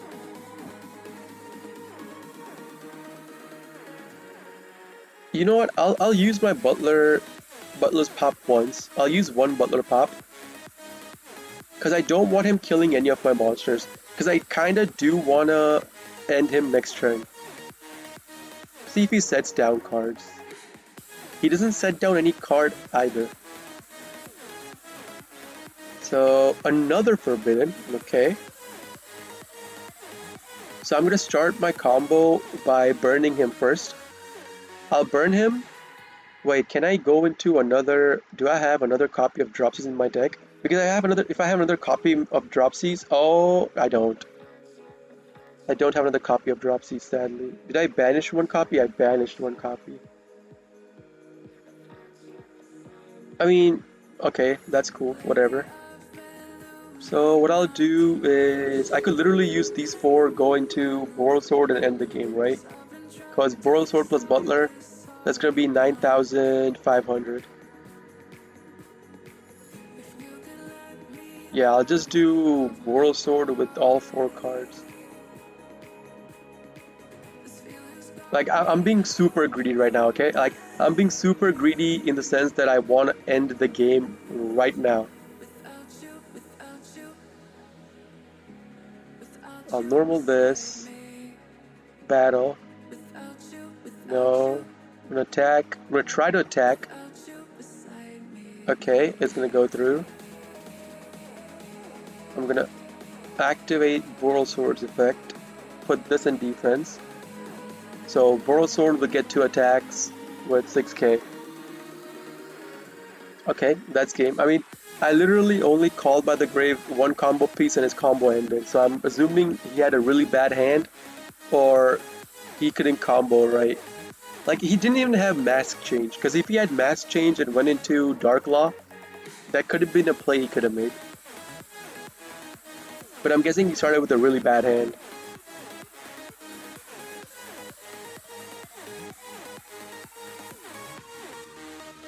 And Dark Law, once Dark Law is on the field, it acts as a Macrocosmos. Macrocosmos being any card sent to the graveyard is banished instead. But with Dark Law, I think it's only monsters, right? Or is all the cards? Dark Law is it all the cards sent to the graveyard or banished instead? But either ways, Prank Kids needs to send card to the graveyard for their effect to activate. And Dark Law would completely shut up Prank Kids deck down because you cannot send... Dude, what? Like, people see Prank Kids and the instant surrender. Is it thinking like I'm playing at Emancipator or something? Like, Prank Kids is a pretty... Oh, okay, never mind. I know what. Like, okay, I see why he surrendered. I see why this player surrendered. He's playing this deck out before Konami's ban list hits. You could enjoy it, man. You could enjoy it for a few more weeks and then you out. That deck is out. Yeah, but like most of my win streaks end on either Dynamite Bot or Drytron. Literally, almost all of my win streaks have ended. Like, okay, so on stream, one 11 game win streak ended on a brick on my part. I could have won the game, but it ended on a brick on my part.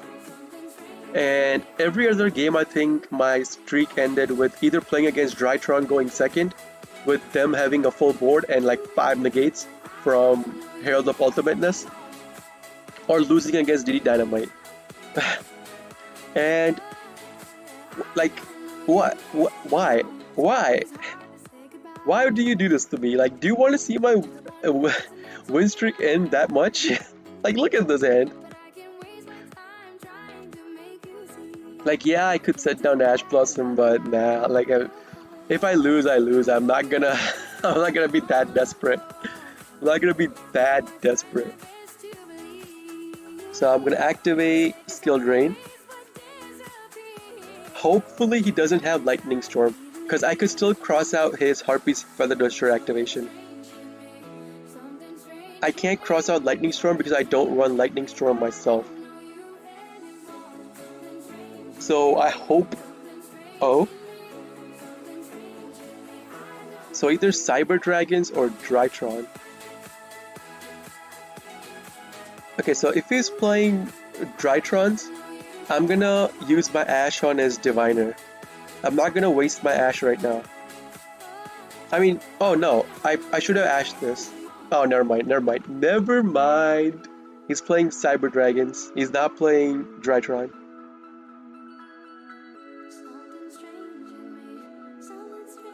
Alright. Get your Galaxy on the field. Like, this is literally the same thing that happened that game against the last game I played against Cyber Dragons. I'm gonna Ash Blossom this course activation. This is literally the same play. I activate Skill Drain, he does his combo, I Ash Blossom it. Man, it's a deja vu. It's like the hands I like the hands I get. Dude, I like hold up. So after this game, I'll start how many so dude, literally the same thing. He tributed the soldier to get the Cyber Dragon, the OG Cyber Dragon on the field. He's making the same play. And one card set down. Oh my god, I'm having deja vus. The only difference is I don't have my butler on the field.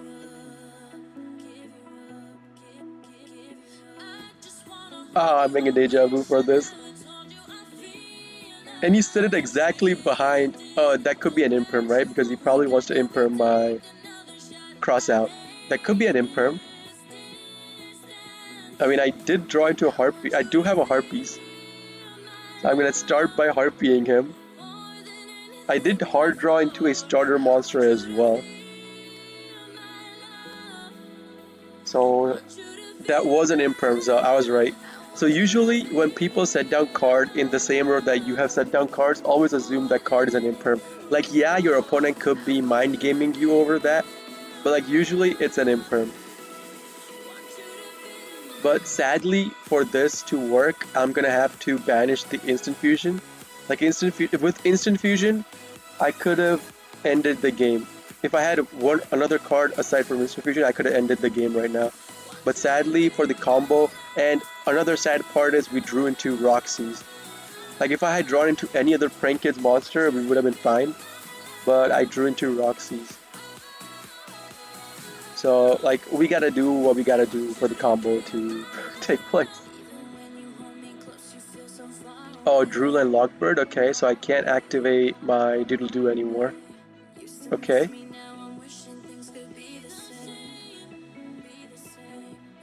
I mean, I kind of wanted I kind of wanted my Pandemonium.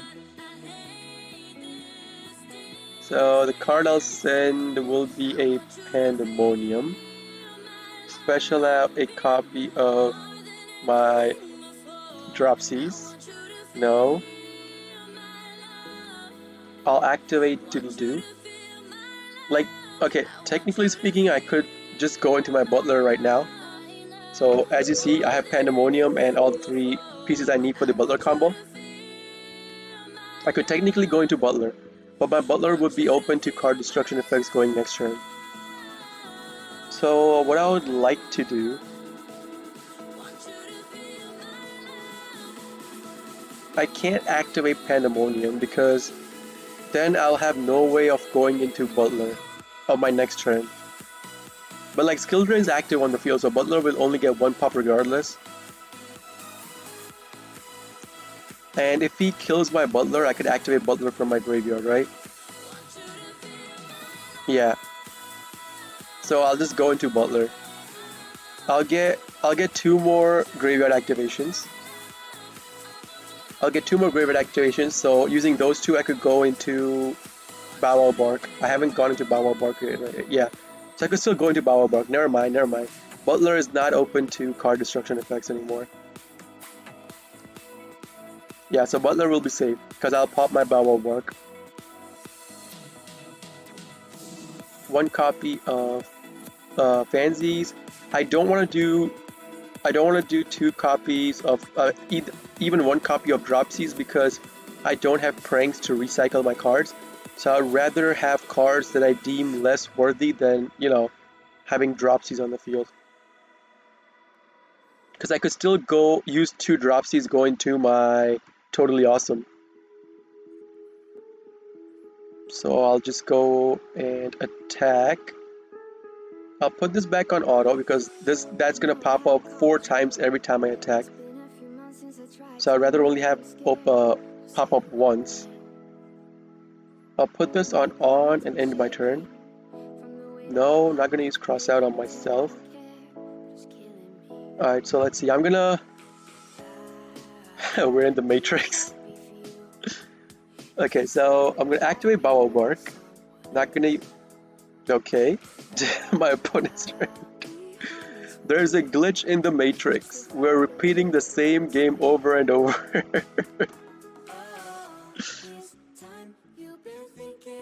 Like, oh yeah, how many games? It was this game, right? For no, it wasn't. This was the hero game. It was probably this game then. Yeah, it was no, not this one either. So this one? How many games ago was that? Yeah, this one. So it was one, two, three, four games ago that we did. Like literally, there are different people, but literally the same combo. How weird is that? Like I drew to skill drain both those games. Both those games I had pretty thrash. Like no, the second game I had pretty thrash hand. Damn. Like just one Ash Blossom or one Skill Drain or one Called by the Grave and like it completely ruined someone's combo. Like it's insane. I drew into another Skill Drain again. Alright, so I guess today is a Skill Drain bonanza. We're gonna keep drawing into Skill Drain. Sadly, I don't have any hand trap counters. So no Maxi, no Ash Blossom, no Call by the Grave, no Nibiru counter. So now we'll see if he has Ash. Oh, he doesn't have Ash. Nice. I already have Pandemonium. So I'll send Place. I'm gonna search for Pranks. I'm gonna send Place, search for Pranks. So okay, here's what's happened. Well, here's what happens in your draw, right? You either start with all Place, Pranks, and Pandemonium, in which case you could do whatever you want with Doodle Doo and Fansies. Second scenario, you start with like two of those cards and not the other card. Then you search for the third card and discard like either a copy of Pandemonium or Place. The last scenario is you start with just one of either of those three cards. In which case, if you start with Place, you're still chill, like you could still search for off of those two. If you start with, I mean, it's a mix and match, but like sometimes you do want to go for two Pandemoniums if you know what your opponent's playing. Your opponent could deny you one Pandemonium, you could pop your other Pandemonium. Like, that scenario comes up when you're playing against Prank Kids versus Prank Kids, where your opponent does have a crossout for Pandemonium. So you chain link your other Pandemonium to their crossout, so that your Pandemonium play still goes through to your Butler. And then they will be stuck with having no Pandemonium play because they crossed out a Pandemonium. And believe me, that has happened to me. Like I've had, you know, my fair share of my Pandemoniums getting crossed out by an opposing Prank Kids player. Like, no doubt that means they can't go into their full combo either, but still, it's really annoying.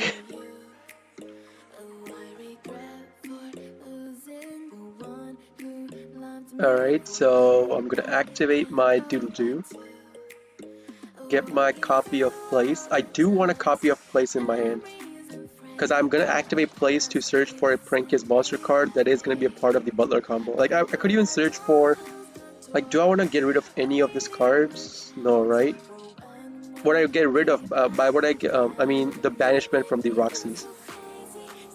So I'm just gonna go ahead and search for a copy of Roxy's to banish off of the Roxy's.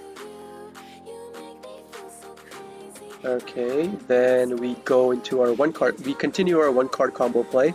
Activate Pranks, and then using Pranks, I'm going to discard the copy of Fansies because I already activated Fansies once. I can't activate it again. Get myself a token. Go into another Doodle Doo. So I already explained why I go to two Doodle Doos. If you want the explanation, tell me in chat. Otherwise, I'm going to skip over the explanation. I'm not going to put the whole explanation out again. And get a copy of Roxy's. And then go into our Bow Wow Bark. So this is the end of the combo. I mean, okay, so he could have a Harpy's Feather Duster or Lightning Storm, which will kill our Skill Drain. And we don't have a crossout for Harpy's Feather Duster. So I'm gonna banish the copy of Roxy's that I got. Draw into Raigeki, okay. I mean, Raigeki is not a bad draw for going into the third turn. Oh, I don't want to special summon anymore. Whoa. Whoa. Calm down, calm down. I'm not going to special summon anymore. I'll put this on. I'll end my turn on this. Activate Pranks. Yes, I do want to recycle my cards. I'm going to do one Doodle Doo, one Pansy since I have Pansy's copy on the field.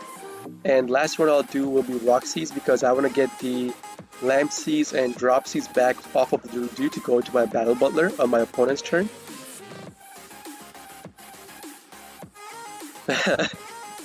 Yeah, right? Whoa, whoa. Calm down. Whoa. Don't want to keep special summoning anymore. Alright, so again, with this, anytime it prompts you for the Bow Wow Barks activation and you have Maxi in your hand, always activate Maxi first, even if your opponent, you know, like, you don't know what they are going their turn to. So if they have a Call by the Grave and they're a combo deck, they'll be forced to Call by the Grave your Maxi over your Bow Wow Bark, because if they don't Call by the Grave the Maxi and they combo, you'll draw a ton of cards, which people don't want to happen. Like, I could be shooting myself in the foot with this, but I'll still do it anyways. I'll activate Skill Drain right now. So, like, I have shot myself in the foot by activating Skill Drain on my draw phase instead of waiting on the opponent's draw phase instead of waiting, you know, for them to normal out or special out a monster to see what kind of deck they're playing. Because if they're playing Eldritch, that Skill Drain is basically me shooting myself in the foot.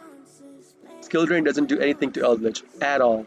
Unless the game drags out and they have to go into their Dreadnought. Or even, what else? Like, so, I could be shooting myself in the foot with this.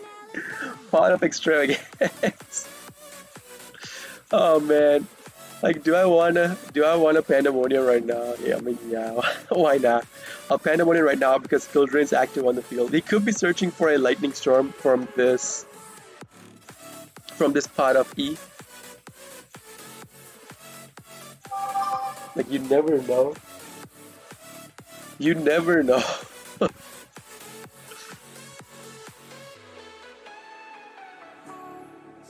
Alright, let's see. Let's see if I'll shoot myself in the foot. So I care more about the 500 attack on my Butler at this point. If he wants to Ash Blossom, I would rather him Ash Blossom or negate the Fan Z's activation over my Place's activation.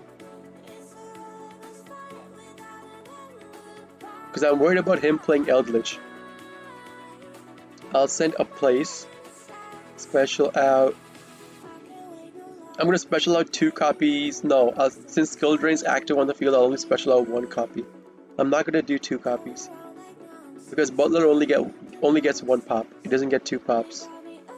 Yeah, I'll only do 1 Dropsies.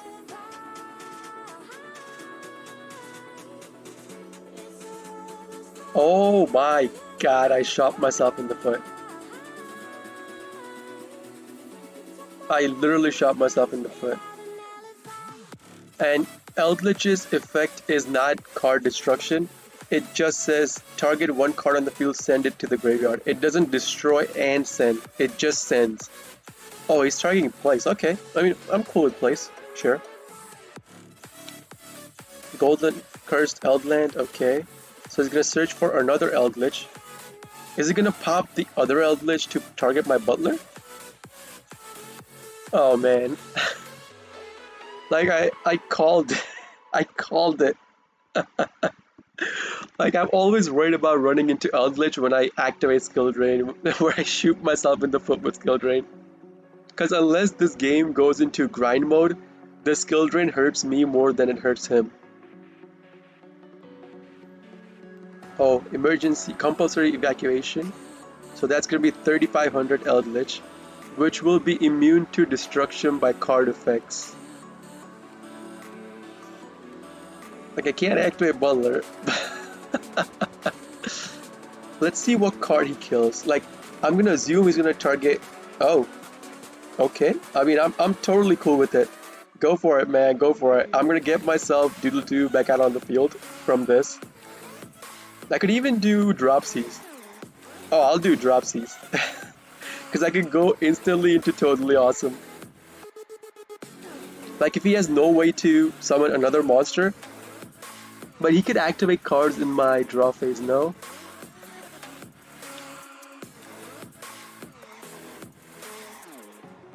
Oh, Call by the Grave.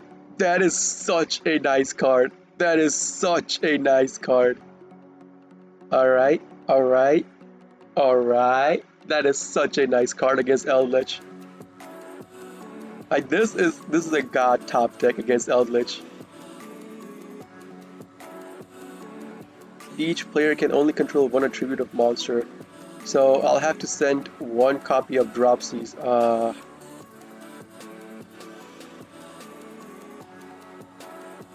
I'll have to send one copy of Dropsies. I'm not gonna activate Skill Drain right now. I wanna see.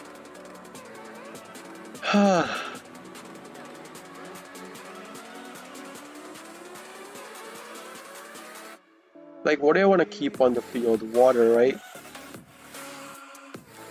I want to keep water on the field because I could still go into Totally Awesome because Totally Awesome is a water monster.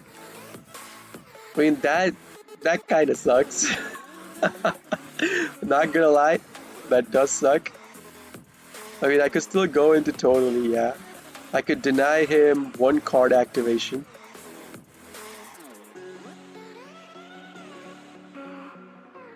Solemn Judgment.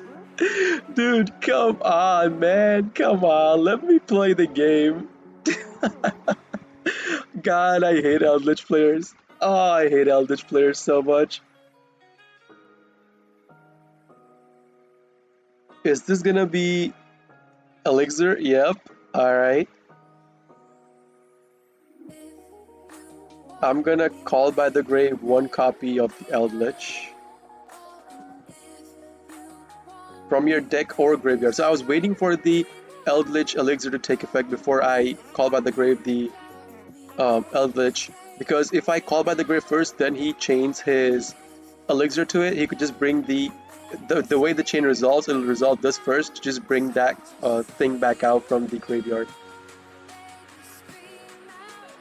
He's gonna banish the copy of Dropsies that I'm trying to get back. Yo, this just sucks. This literally sucks. Like, I could write Geki's field.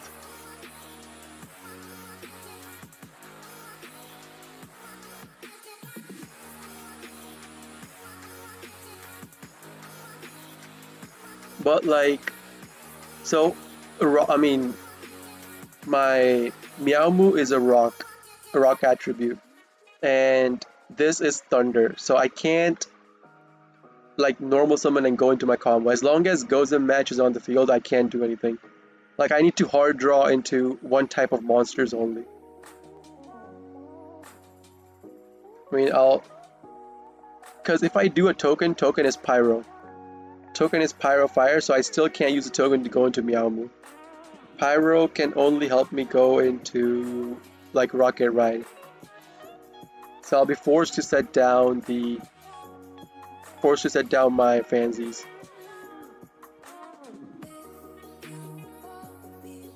Eldritch was the kid that got picked on at school.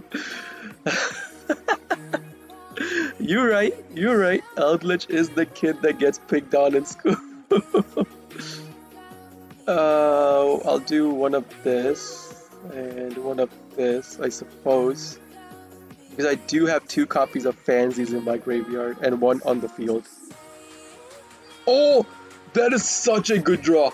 Oh, top deck! Top deck! And he can't activate the Eldritch from the graveyard. He can't activate Eldritch from the graveyard on his turn because I Call by the Grave 1 Eldritch monster. So until the end of my next turn, he cannot activate Eldritch from the graveyard. Alright, he put down Conquistador.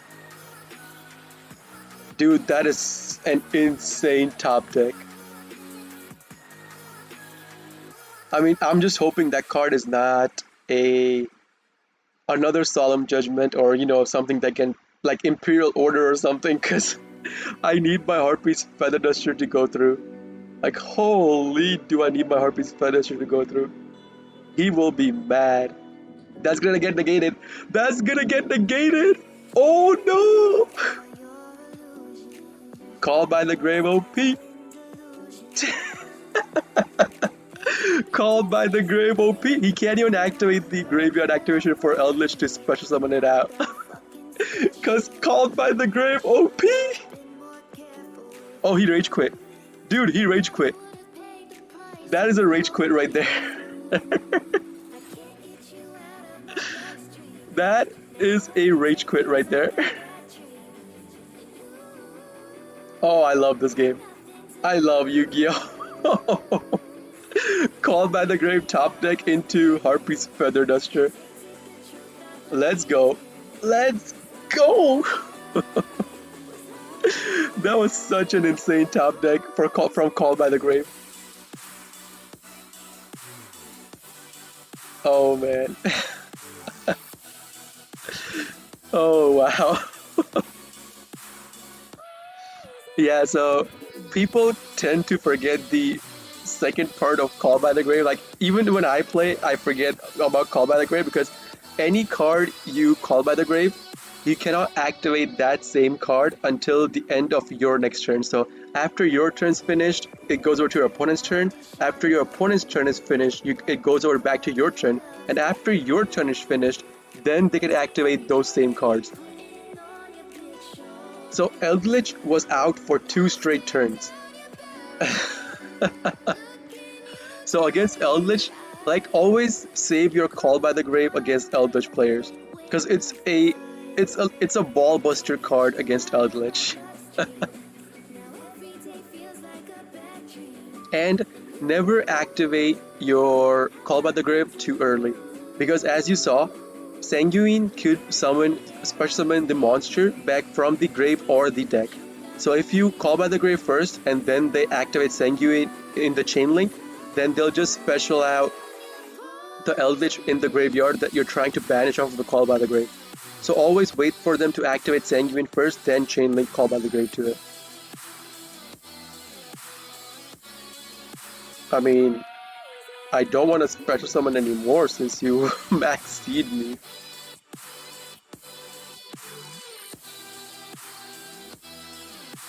I know, right? It was a hell of a game. That top deck, dude. That Call by the Grave. Who gave me the chills? And even after Call by the Grave, even if he set down cards, like, I drew into Harpy's Feather Duster. Like, the game is literally saying, dude, go and kill, ruin this Eldritch player's day. Go forth and ruin that player's day. 2 insane top decks.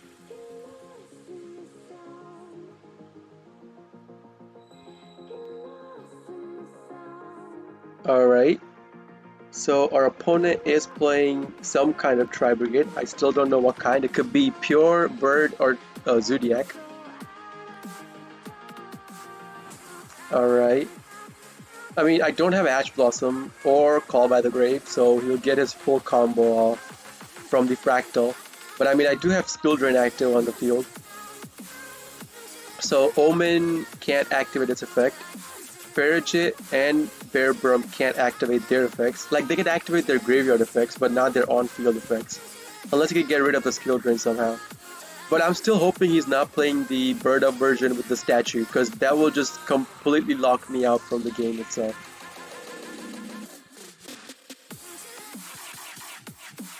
Now he's sitting by himself at the lunch table. Oh god, dude, like, that was terraforming. Okay, let's see if he, like, I'm hoping he Ash Blossoms this. Oh, he doesn't have Ash Blossom. Nice. I could probably kill him this turn because I do have Thunder Dragon Fusion.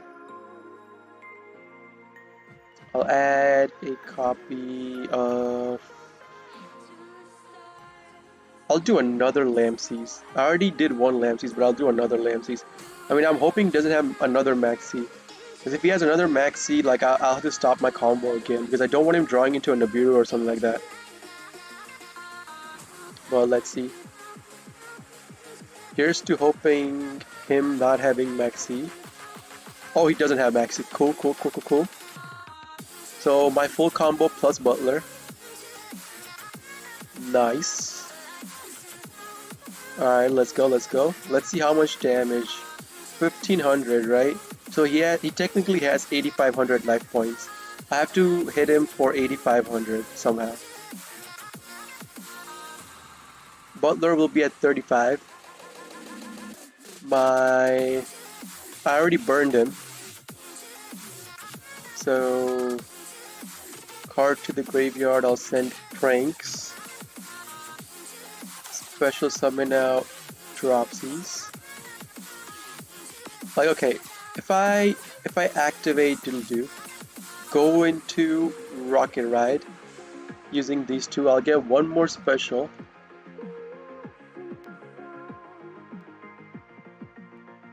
So I'll have Rocket Ride, Rocket Ride, Bow Wow Bark plus my Butler. Oh,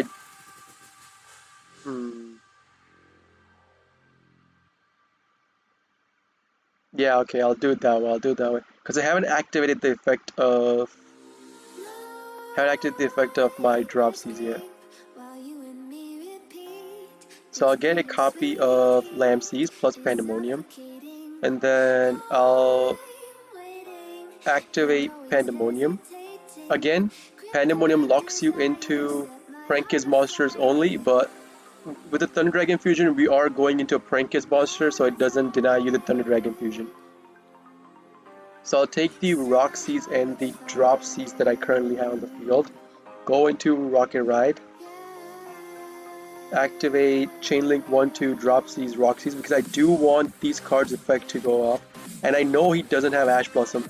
I'm gonna activate this when I Thunder Dragon Fusion into my Butler. That's why I'm not activating the place, because I want to boost up all my monsters' attack, and I don't want to lower the Rocket Ride's attack either. Wait, actually, do I?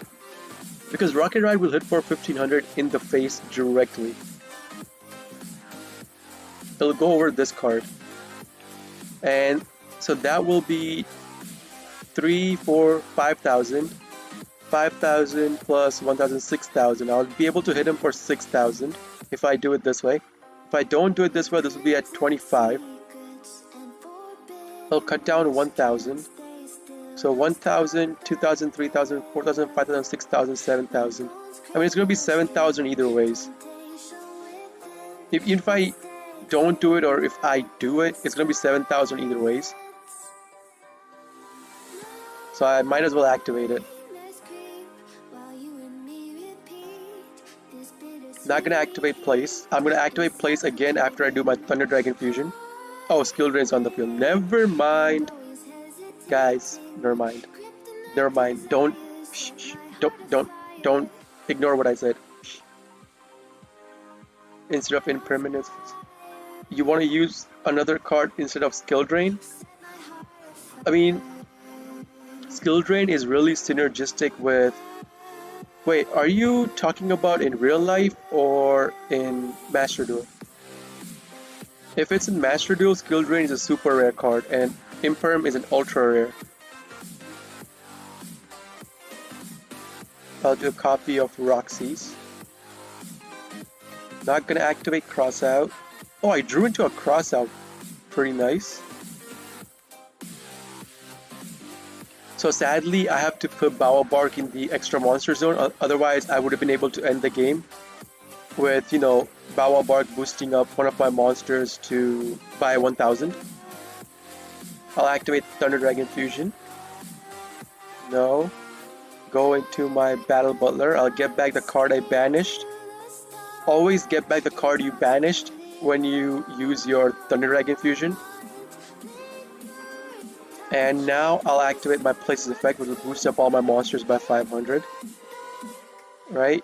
Now I'll go into battle. I'll put this back on auto. I'll hit this card with Butler. Oh, that's perfect damage. 5,000, 5,000. I was counting wrong. I was missing 1,000 damage. 35. Oh, I was thinking this was 1,000. That's why I was missing 1,000 damage. Oh, never mind. It was 2,000. Anyways, that's just game. Like, skill drain literally shuts down that shut it down completely. in Master Duel, instead of skill drain, like skill drain synergizes really well with prank kits. The cards you can replace it with, like if you could completely remove skill drain, you could add, like if you don't think ultra rares are like, that card is super rare anyways, like you could add Forbidden Droplet, which is ultra rare. You could add, like if you don't want to add ultra rares, if you want to go down one, you go into rares, you could do the Forbidden Chalice. Forbidden Chalice does the same thing as Skill Drain, but it's, you know, it's a spell card. You have to activate it from hand. It's not a trap card. It negates a monster's effect, but only one monster. So you could do Forbidden Chalice. You could do Book of the Moon. Book of the Moon will make any face-up monster on the field go into face-down defense. Like those are the cheap variations. You could even run Psy-Frame Gear Gamma, but you'll need to run the utility. The second card you need to activate Psy-Frame Gear Gamma from your hand. You could run that. You could run. What else can you run? What else is there that you can run? Like you could run. If you want to take out Skill Drain, like you could run the Thunder Dragons package in it as well. You could even do, like, what else is there you can do? Like, okay, there are some other few cards, but they're not coming to mind right now. Like, I know there are other cards you can run. Effect Veiler, but Effect Veiler is ultra rare. You could run Effect Veiler, like Effect Veiler, Ghost Bell, or Ogre. They're all ultra rare cards, but you could run those cards. Then Drool and Lockbird. Drool and Lockbird doesn't deny, it's not a skill drain, but it locks them out from, you know, getting cards from their main deck to their hand. Like once they draw one card, if you have a Drool and Lockbird in your hand, you could activate Drool and Lockbird from your hand and then deny them adding any cards from their main deck to their hand except by drawing them. But always remember that don't Maxi and Drool and Lockbird. That is anti-synergistic, because Maxi, Drool and Lockbird locks you and your opponent out from drawing from your main deck.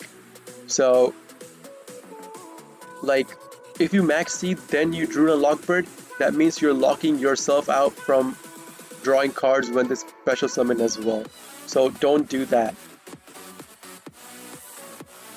I mean, those are the cards, like, I could think of off the top of my head that you can run instead of Skill Drain in a Prank Kids deck.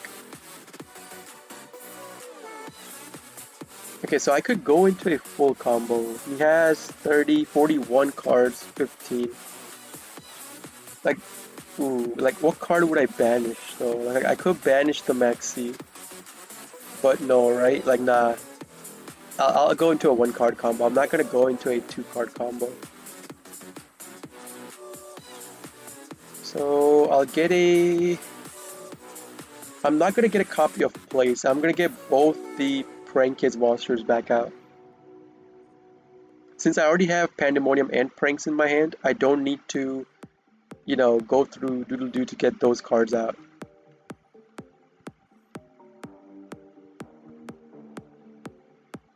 Yeah, so you see my point.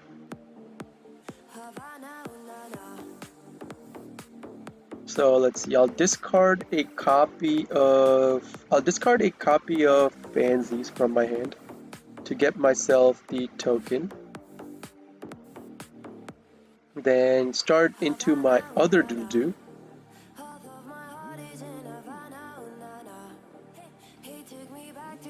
I mean, if you have extra copies of Nibiru, you could run extra copies of Nibiru. I've seen people run 3 copies of Nibiru in Prank Kids deck.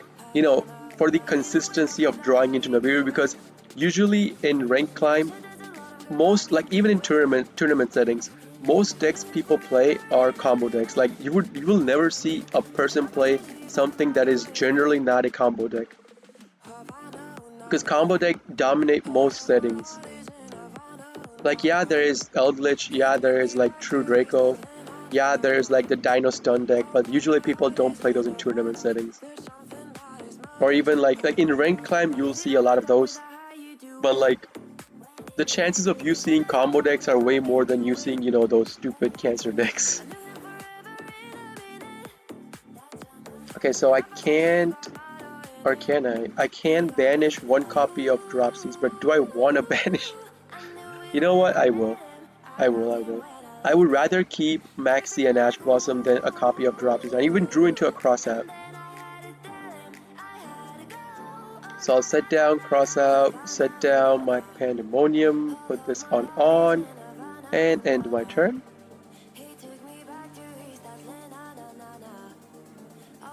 Activate Prank Pranks. 1. I already have a copy. I don't have a copy of Dropsies. Never mind. I have a copy of Lamsies, not Dropsies. So 3. So oh, I can't do this either. I have to keep these two in my graveyard.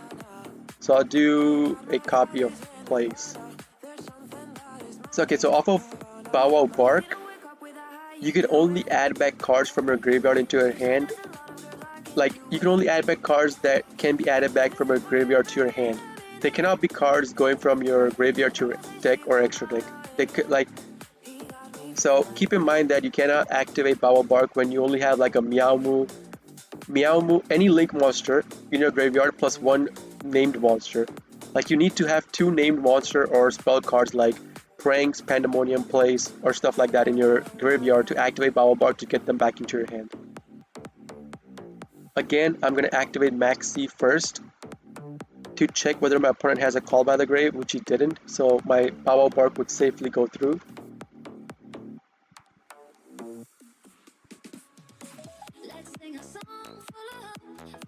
Like, if you go to your locals, like at TCG, right, in your locals, or even tournaments for Master Duel online that people are posting, most decks that win are like, you know, combo decks, like Synchro decks, or, you know, Drytron, Adamantipator's. Like, people sometimes ban those decks, but after that you see like Ad Ignister decks being played that win. You see Prank Kids deck that play and win. Like, you see, like, almost all decks are combo decks. Any deck that is not combo heavy deck, they either, oh no, I forgot to hit yes on Pandemonium. Oh well. But yeah, oh nice. Nice top deck kick. So yeah. And Skill Drain is really OP against combo decks, just saying. And Skill Drain is a super rare card, so you could easily craft it. It's not an ultra rare. What's this? Astrotopia? Mean okay. I banished one. I don't have the other copy in my graveyard. So what I'll do, I'll go up to Doodle Doo.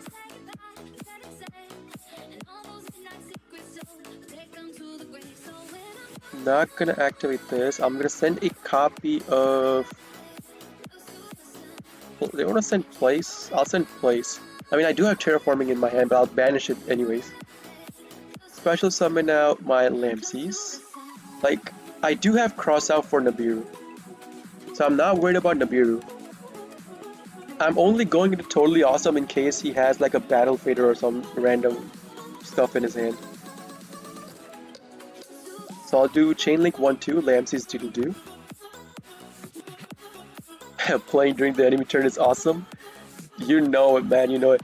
Special summoning out 4 monsters with one of them being a boss monster on the field that could literally Raigeki your field twice on your opponent's turn.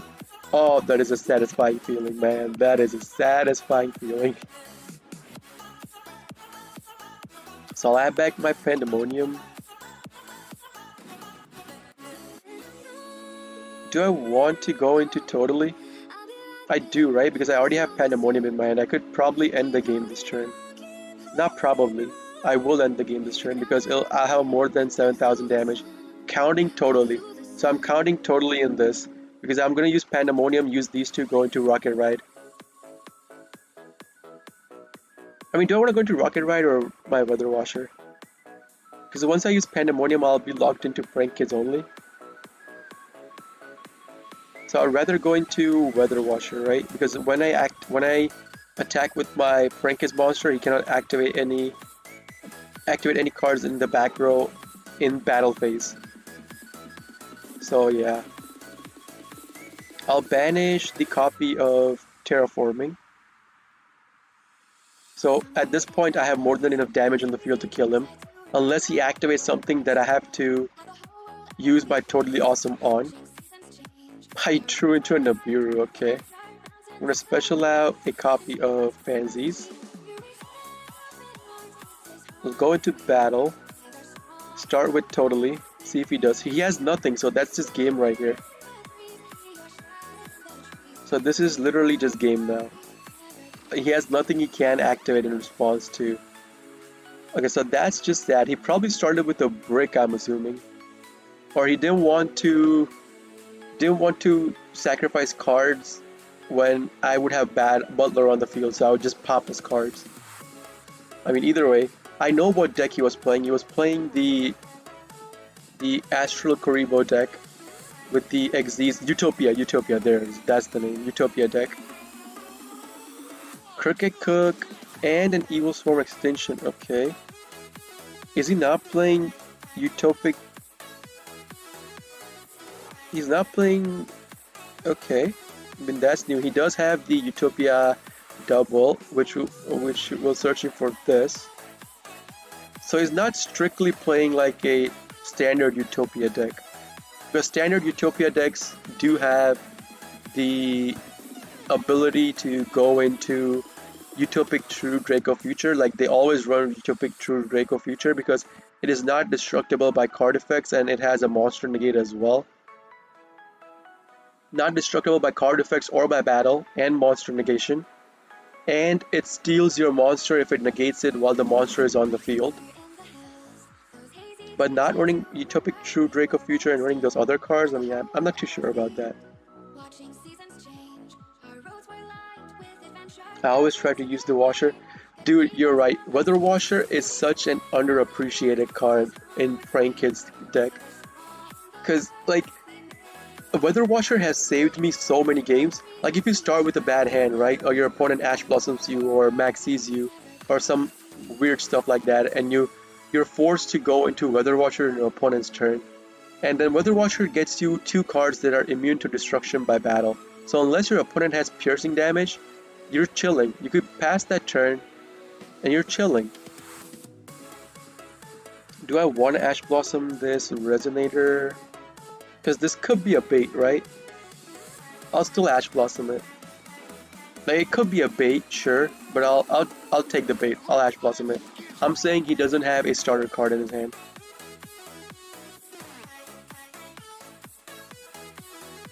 So this is the Resonator deck being the boss monster, the Red Hot Abyss Archfiend Dragon, or whatever way it's said. Like, I know the boss monster, I know what it does. I know what this deck does.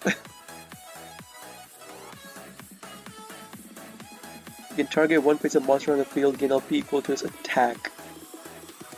He's forced to go into Maxi, so that was part that he needed this card to go through. Oh god. Yo, that is just like specialing out a Maxi from your hand. That just means you are really desperate. That is just a desperate thing to do, because like I've been in those situations where I have to set a face down set like Ash Blossom or Maxi so that my opponent wouldn't just outright one turn kill me. But like that is like a desperate situation where you use that. Yeah, Washer is extremely useful.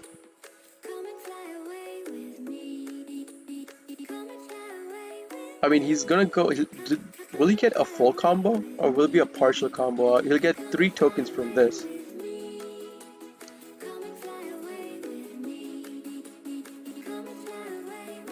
Like, I've had games where my opponents underestimate my Weather Washer and they end up losing the game because they had an opportunity to banish the Weather Washer from the field or the graveyard so that, you know, I can't activate its effect, but they choose not to do it. They choose to let it go through, and they bump to the monsters that I special off of the Weather Washer, and then they start wondering why those monsters are not dying. Like, it's such an awesome effect. And many of the Prankets player I see, like, they never go into Weather Washer. I know it's a situational card, but like most of the times it's a really good card. Even if it's not in a situation where you have to use it, like you probably want to use it because it's basically a rocket ride on your opponent's turn. With the monsters that get out being immune to destruction by battle. Right? Rocket Ride tributes itself, gets 2 monsters. Weather Washer tributes itself, or use a Meowmo to get 2 monsters. Summoning a Maxi is sad. I mean, it allowed him to go into his combo. Oh, he's playing the Yin Yang.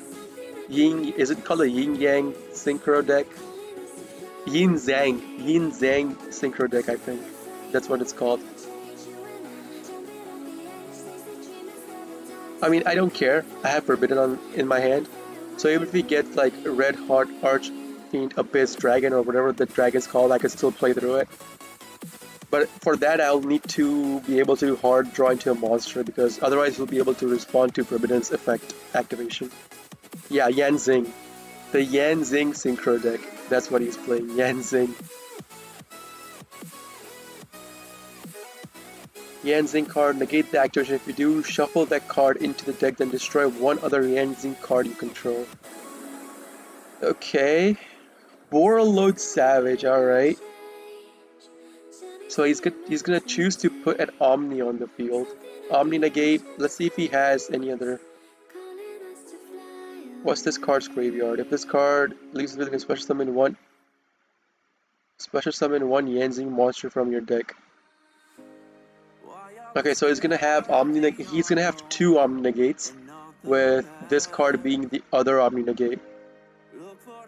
So I have to somehow play through 2 Omni negates. I need to draw into a trap. Like, if I don't draw into a trap, then he could just activate that card from his back row since he will have a Yanzing monster. Yanzing, not Yanzing. Yanzing monster. I mean, yeah, it's sad, but like he still managed to go into his full combo, sadly. And this is not a full combo, it's a partial combo. Okay. Hopefully it's not a Yanzing. Oh, FA, okay. That's fine. Each time of FA spell trap card is activated, you can increase this card's level by 1. Once per turn, when your opponent activates a spell trap card, another Omni negate. You can reduce this card's level by 2, and if you do, negate the activation. He's gonna get the Yanzing, so he'll have 3 Omni negates. Ah, crap. Like, it's gonna be hard to be playing through 3 Omni negates. The Yanzing will have the trap card set down, which will be the Omni negate.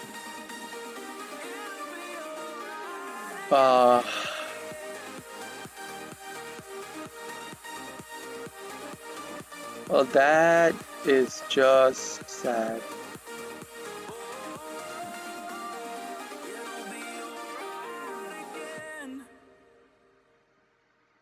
Like, I was hoping to draw into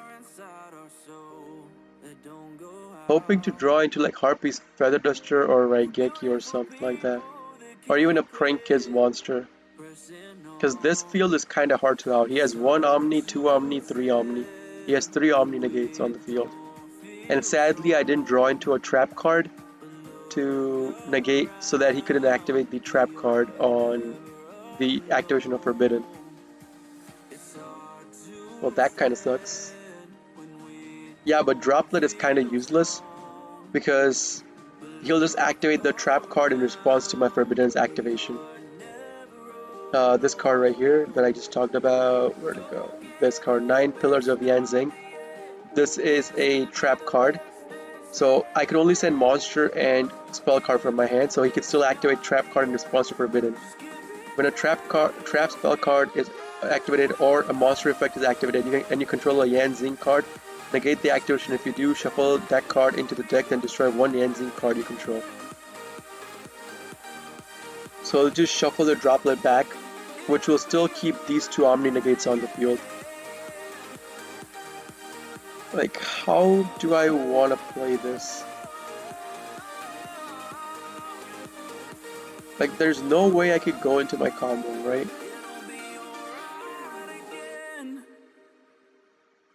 That Forbidden will just get negated, which sucks.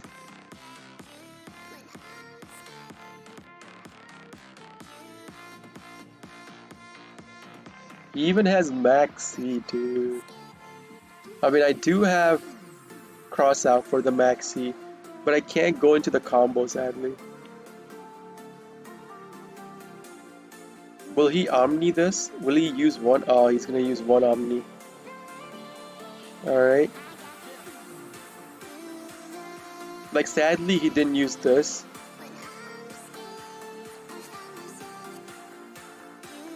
Like, if I Forbidden, I had to send one monster for him to not be able to activate this anyways. So I'll be left with no monsters. And he'll have how much? 4, 5, 6, 7. Like, he'll have enough damage next turn as well. Because all his Omnis will get refreshed next turn. So that kind of sucks. Like, I had no way to access my Butler with Thunder Dragon Fusion anyways. So, okay, so let me... How many games was that? 10 games win streak? 1, 2, 3, 4, 5, 6, 7, 8, 9, 10. 10 games win streak came to an end. Let me check my opponent's deck real quick. So I know it's the Resonator Sai Tenyi with Yan Zing. So I know it's a synchro deck. I know what the deck does. Sadly, I couldn't negate anything. Like, I couldn't negate any of his turn 1 going stuff. Yeah. Yep. Can't win everything.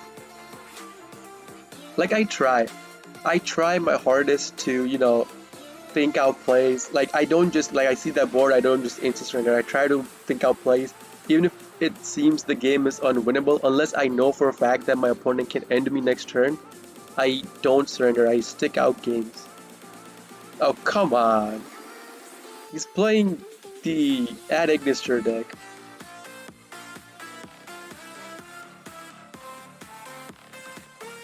Okay, I'm gonna Ash Blossom this. Because with this, he would either add a Chi-Chi or the yellow one. So he desperately wants to add... I can't cross out his cross out because it's not my turn. If my cross out was set on the field, I could have crossed out his crossed out. Well, that is just sad. I meet you.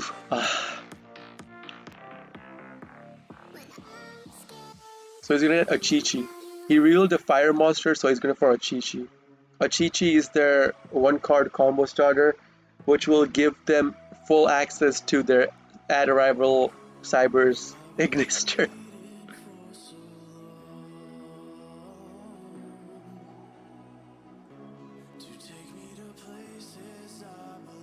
You know what? I'll say he doesn't have the yellow monster as well. I'm gonna imperm this. Like, he could still go into Dark Infant off of this by link summoning Dark Infant. Search for the island card. The island. So yeah, he's gonna go into Dark Infant. Search for the island. The Ad Ignister Island. I'm hoping he doesn't have the yellow card. I'm really hoping he doesn't have the full combo. Because I wasted my imperm.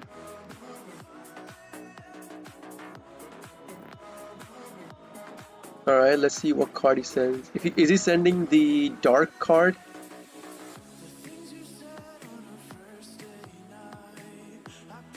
Okay, target one monster in your graveyard that was used for synchro. So, he sent the dark card.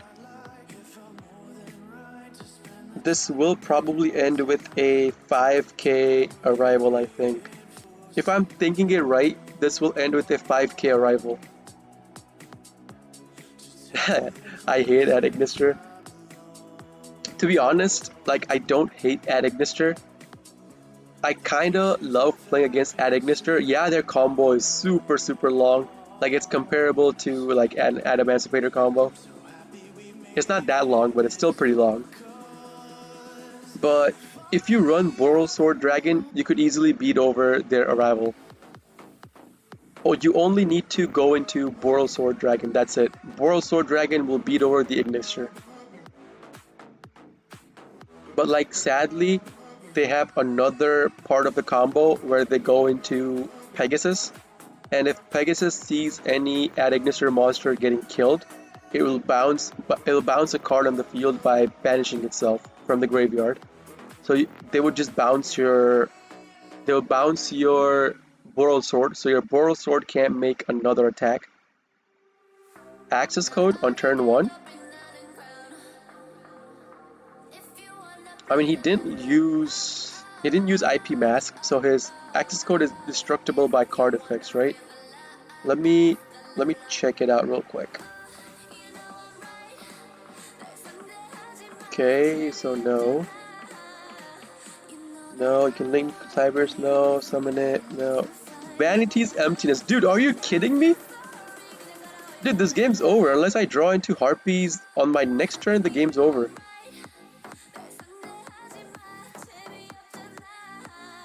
Oh, you gotta be shitting me. He goes all the way up to Axis and pops. Ugh. Yo, that just sucks.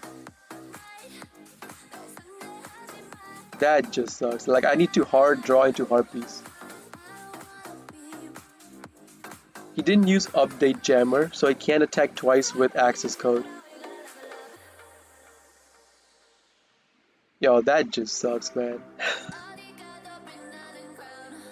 And Phantom Knights as well. Like, Phantom Knights, if you go first against Phantom Knights, all you need is a skill drain. Skill drain on the field, or even Butler on the field, and they surrender. They can't do anything. Going second, you need to have a lot of hand traps. You need to have certain hand traps. Nibiru being the best one. If you start with Nibiru going second, you're set. You're chilling. They cannot go into their full combo. You only have to Nibiru them before they get Bamboozling on the field. Because Bamboozling can get rid of two materials attached to it to negate a monster activation.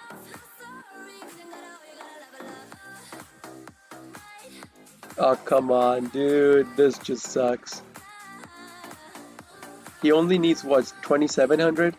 2,700 more and he'll kill me. He can easily get 27 on the field. Yeah, the yellow card, the Picari. He already has 2,000.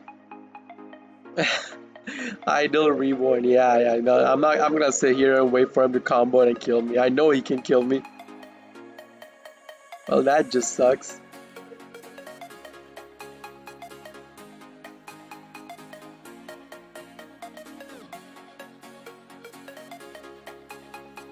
So if I had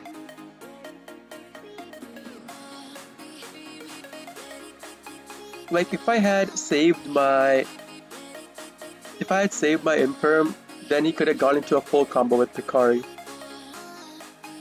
But if I had my Imperm, I could have popped his Vanity by sending one card on the field to the graveyard. If he pops his Vanity on my draw phase, that just sucked, dude. That just sucked. Like, running into... He got access code with 53 and then pops Vanity's Emptiness. That is just... cancer. Oh god. Okay. So my opponent doesn't want to play against that. Yeah, that wasn't my game at all. Like, if he hadn't gotten, Vanity's Emptiness, I could have killed him that turn. I had enough gas in my hand to kill him that turn outright. Because I had two Prankist monsters in my hand. Oh, that's why he surrendered. Like now, so this guy is a bot, obviously. This is a bot. Like it could be a player, but it could be like I'm banking on this guy being a bot. Anyways, let's see. Let's get on with the next game. Like how long have I been streaming now? It's close to 3 hours, and it's 11:39. Okay, so I'll end my stream at 12 a.m. It's currently 11:39 p.m. for me, so maybe one, two more games. I'll end my stream after that. But like we'll see. Like we'll see if I want to end it because if I want to keep going, maybe I'll keep going because I'm not sleepy right now. But we'll see. We'll see. So he's playing Magician's Pendulum. Okay, I'm gonna maxi instantly, hoping he doesn't have a negate for. Come on, man. Come on. Come on. Why? Yeah, that deck is a WTF. Please stop, Konami. I mean, Konami banned semi-limited DD Dynamite, right? In the next Master Duel patch of ban list. So, oh, wow. Like, he didn't even have anything to play. Like, even if after he Ash Blossomed the Maxi, he didn't have anything to play through it. Okay. And I could probably kill him this turn. Another Ash Blossom. So, really good Ash Blossom bait, as you saw right there. This terraforming ate up the Ash Blossom. Like, if he waited for my like graveyard activation, he could Ash Blossom my graveyard activation to negate, and he surrenders. Like he knows what I'm capable of with Prank Kids. He knows what Prank Kids is capable of. He knows I could kill him this turn. So again, he was playing Magician's Pendulum. I don't know if it was an FTK. He was playing FTK. Like anytime you see two Starving Venom, Supreme King Dragon Starving Venom, that means they were playing FTK. This is the Pendulum Magician's FTK deck. Like they have extra cards in here that they don't need. They could take out extra cards to make this deck more consistent. Like you don't need hand traps in Pendulum Magicians. You either go all in or you're done. So he could take a few cards out and then make a 40 cards deck. But yeah. Oh, where are you from? I'm in USA. I'm in Florida. Oh, I did win the coin toss. Okay.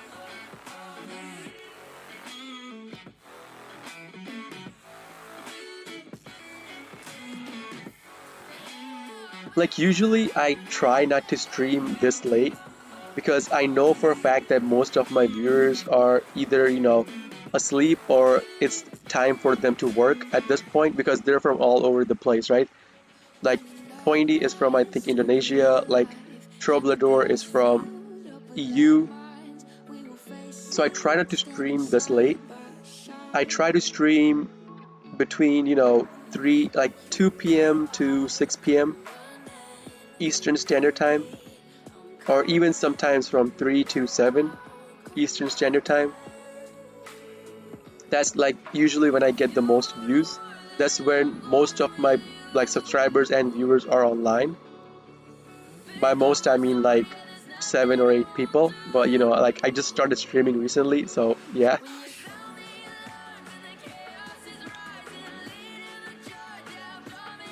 Maxi. So I was expecting that because his side of the field did light up. I was expecting the Maxi, either Maxi or Imperm, because this card is an effect card, so they could Imperm it, but it's useless anyways. Anyway, so now I have to hope he doesn't have Ash Blossom himself, because I don't have a Call by the Grave for his Ash Blossom or a Crossout. Brazil. Oh, dude, I have a few friends in Brazil I used to play League with. Like when League of Legends came out on mobile, I used to play League of Legends on mobile because I was a huge League of Legends player before, way before when I was in high school. I was a consistent challenger player when I was playing League of Legends. But then I went into med school, so I quit League. because I was focused on studying.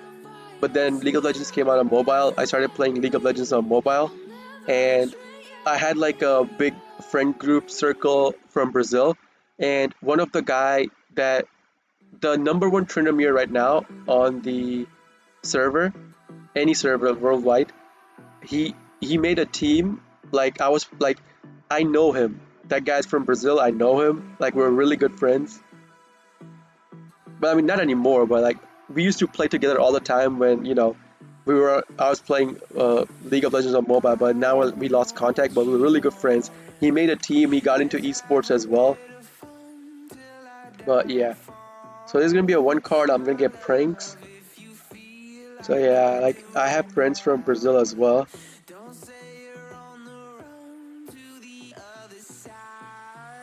I used to play LoL too. I mean, who hasn't played LoL, dude? Who hasn't? Like you'd have either played League of Legends or Dota 2. Like either one of those, you would have had played at some point in your life. They're such huge MMORPGs. But yeah, I was a League player, and my cousin, like my brother, I'm really close to my cousin brother. He got into Dota, and then I kept telling him to play League. He kept telling me to play Dota. We couldn't see eye to eye. We always ended up fighting over whether League or Dota is more popular. I mean, to be honest, like I felt that League was more dominant in the MMORPG scene than Dota 2, because Dota 2 would give out more prize rewards. Like their pool for their like any kind of grand event, their pool will be way higher than League's. They would get like up to 1 million, 2 million, and League would only do up to like 300, 400, or 500,000. But that just meant that even with lower reward, people played League more competitively than Dota. But that was my argument against him. Like yeah, the rewards are lower, but that even then we're getting more players than Dota, because Dota doesn't have players. That's why they're putting out more rewards, more incentives for player to go play their game. That was my argument for him. Special summon my Pansies. I'm gonna set down my Pandemonium and Skill Drain. Put this on. Like even if he Nabirs me, I'm cool because I have Instant Fusion in my hand. I mean, I'm still cool. I'm chilling. I have Instant Fusion in my hand. Instant Fusion lets me play through Nibiru. I mean, that's perfectly fine with me. I'll just Instant Fusion. Go into Rocket Ride, and using Rocket Ride's active effect of Tribute, I'll just get Bow Bark and the Prankest Pansies back out. So that's gonna be my board setup again. I mean, I don't care about the Nibiru anymore. So I just got a free Nibiru token. So yeah, we don't care about the Nibiru.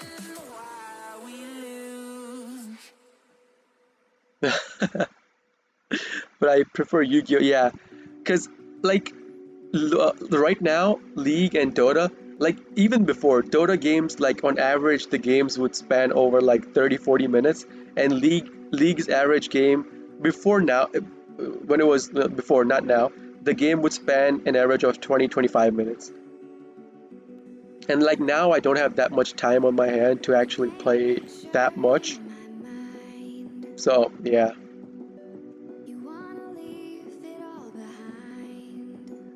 The truth is Dota 2 is better than LoL.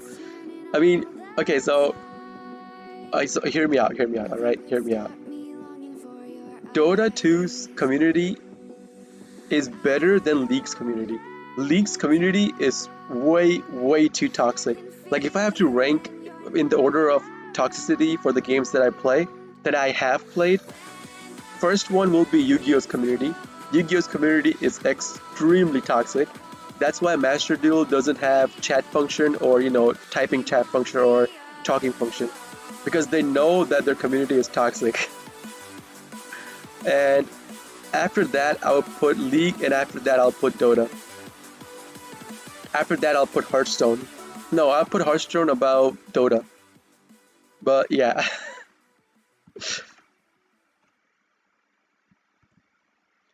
I am not going to activate Skill Drain because I do want to get 2 pops from my Butler. He does have a Nibiru, and Nibiru can get over my Butler. He could just bump the Nibiru into my Butler to kill my Butler, and my Butler would lose 2 pops. So he's playing either Drytron or Cyber Dragons. Either way, I'm going to pop my Pandemonium, go into my Butler. Not going to activate Skill Drain just yet. So go into our Butler, use 3 Prankis cards. And since my Bowel Bark's effect did resolve, I'm going to put this in attack. I'm not going to put it in defense. We don't care about card destruction effects. Can you imagine tapping in Master Duel? How toxic this could be.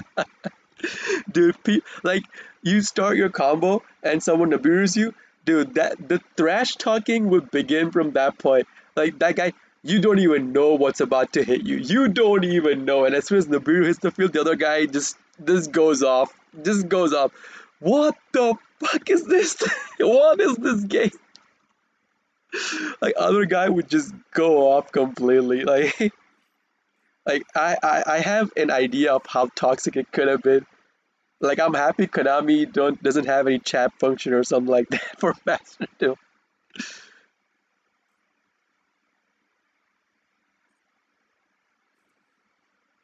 Wait, what card did he add? So he is playing Cyber Dragons. So he is playing Cyber Dragons. Special add a monster. I'm gonna do 2 copies of Dropsies because I do want to go into Totally Awesome instantly on my next turn in case he sets down a card. Oh, never mind. I'm not going into 2 copies of 2 copies of Dropsies. This is good for our mental health. Oh yeah, dude. Because, like, some people just want to be toxic to ruin people's day. Like, they would literally just, as soon as the game starts, if there was a talking function, they would just start trash talking you to get you off your game, just completely ruin your mental that you have going. And even the distraction, like, you're trying to think of the combo to go through, and your opponent keeps, saying, constantly keeps saying stuff that keeps disturbing you. Like, that's just a no. So I'm gonna chain link my skill drain first, and then chain link Butler to it, so that my Butler's pop will go through, then skill drain will activate, and then it will deny the search from the core. Oh, the search is still gonna go through because the card is off the field. Never mind. Never mind. It's not on the field for skill drain to negate. Okay. I mean, I still have 1 Butler pop, and skill drain's active on the field. Like, can you even imagine the amount of toxicity? Like, people would be quitting Yu-Gi-Oh left and right. Like, no one would stay in the game. Like, oh god, yes, Kaiju. Come on, dude. Come on. It's gonna deny me my second Butler pop. Is this a normal summon? Oh, it's a special. Okay. That's gonna be specialized. He already normal summoned, right? That was his normal. The token was his normal. Not token, the core. Yeah, core was his normal. So he can only special summon now. I mean, unless he can get rid of my skill drain, he literally gave me a 3300 attack monster for free. Like, the 2k Nibiru plus 3300 attack monster.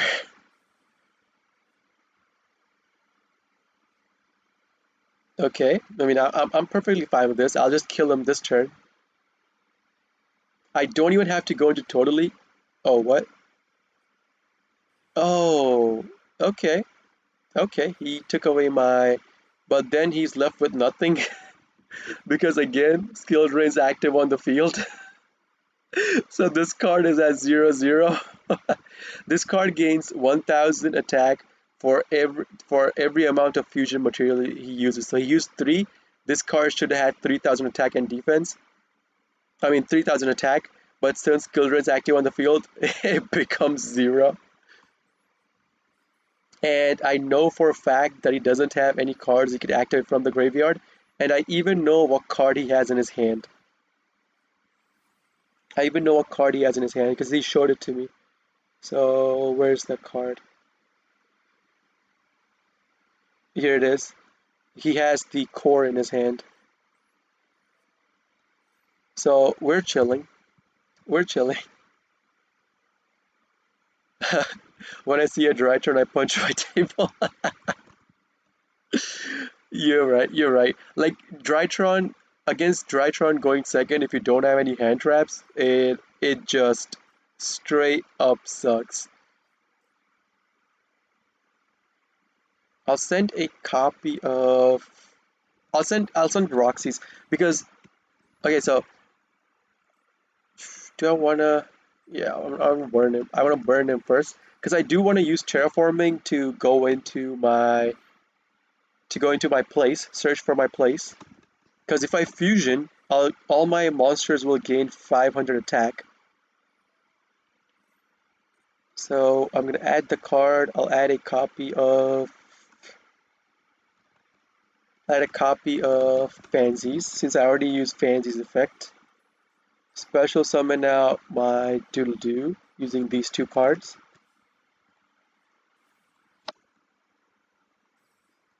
Activate 1.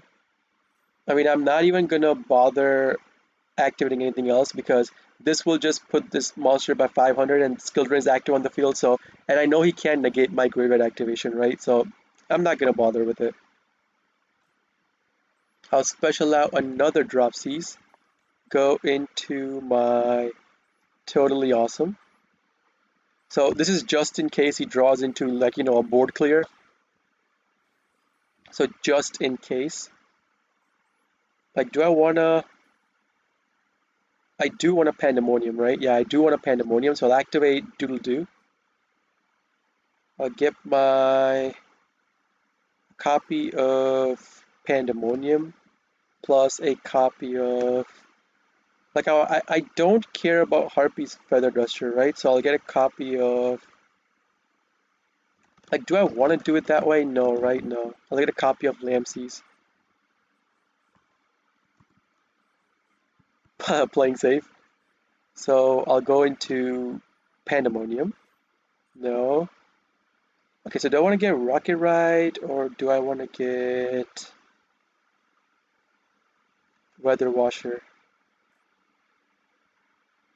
I kind of want to get Rocket Ride because then I could get Bow Wow Bark on the field again after I attack him. I mean, if he can't stop my damage from going through, this is going to be enough damage to kill him this turn because this card is in attack position. So let's see. Like if he can't stop my battle phase from going, so no, that's just game, right? Yeah, that's just game. I mean, it sucks for him, but that's just game.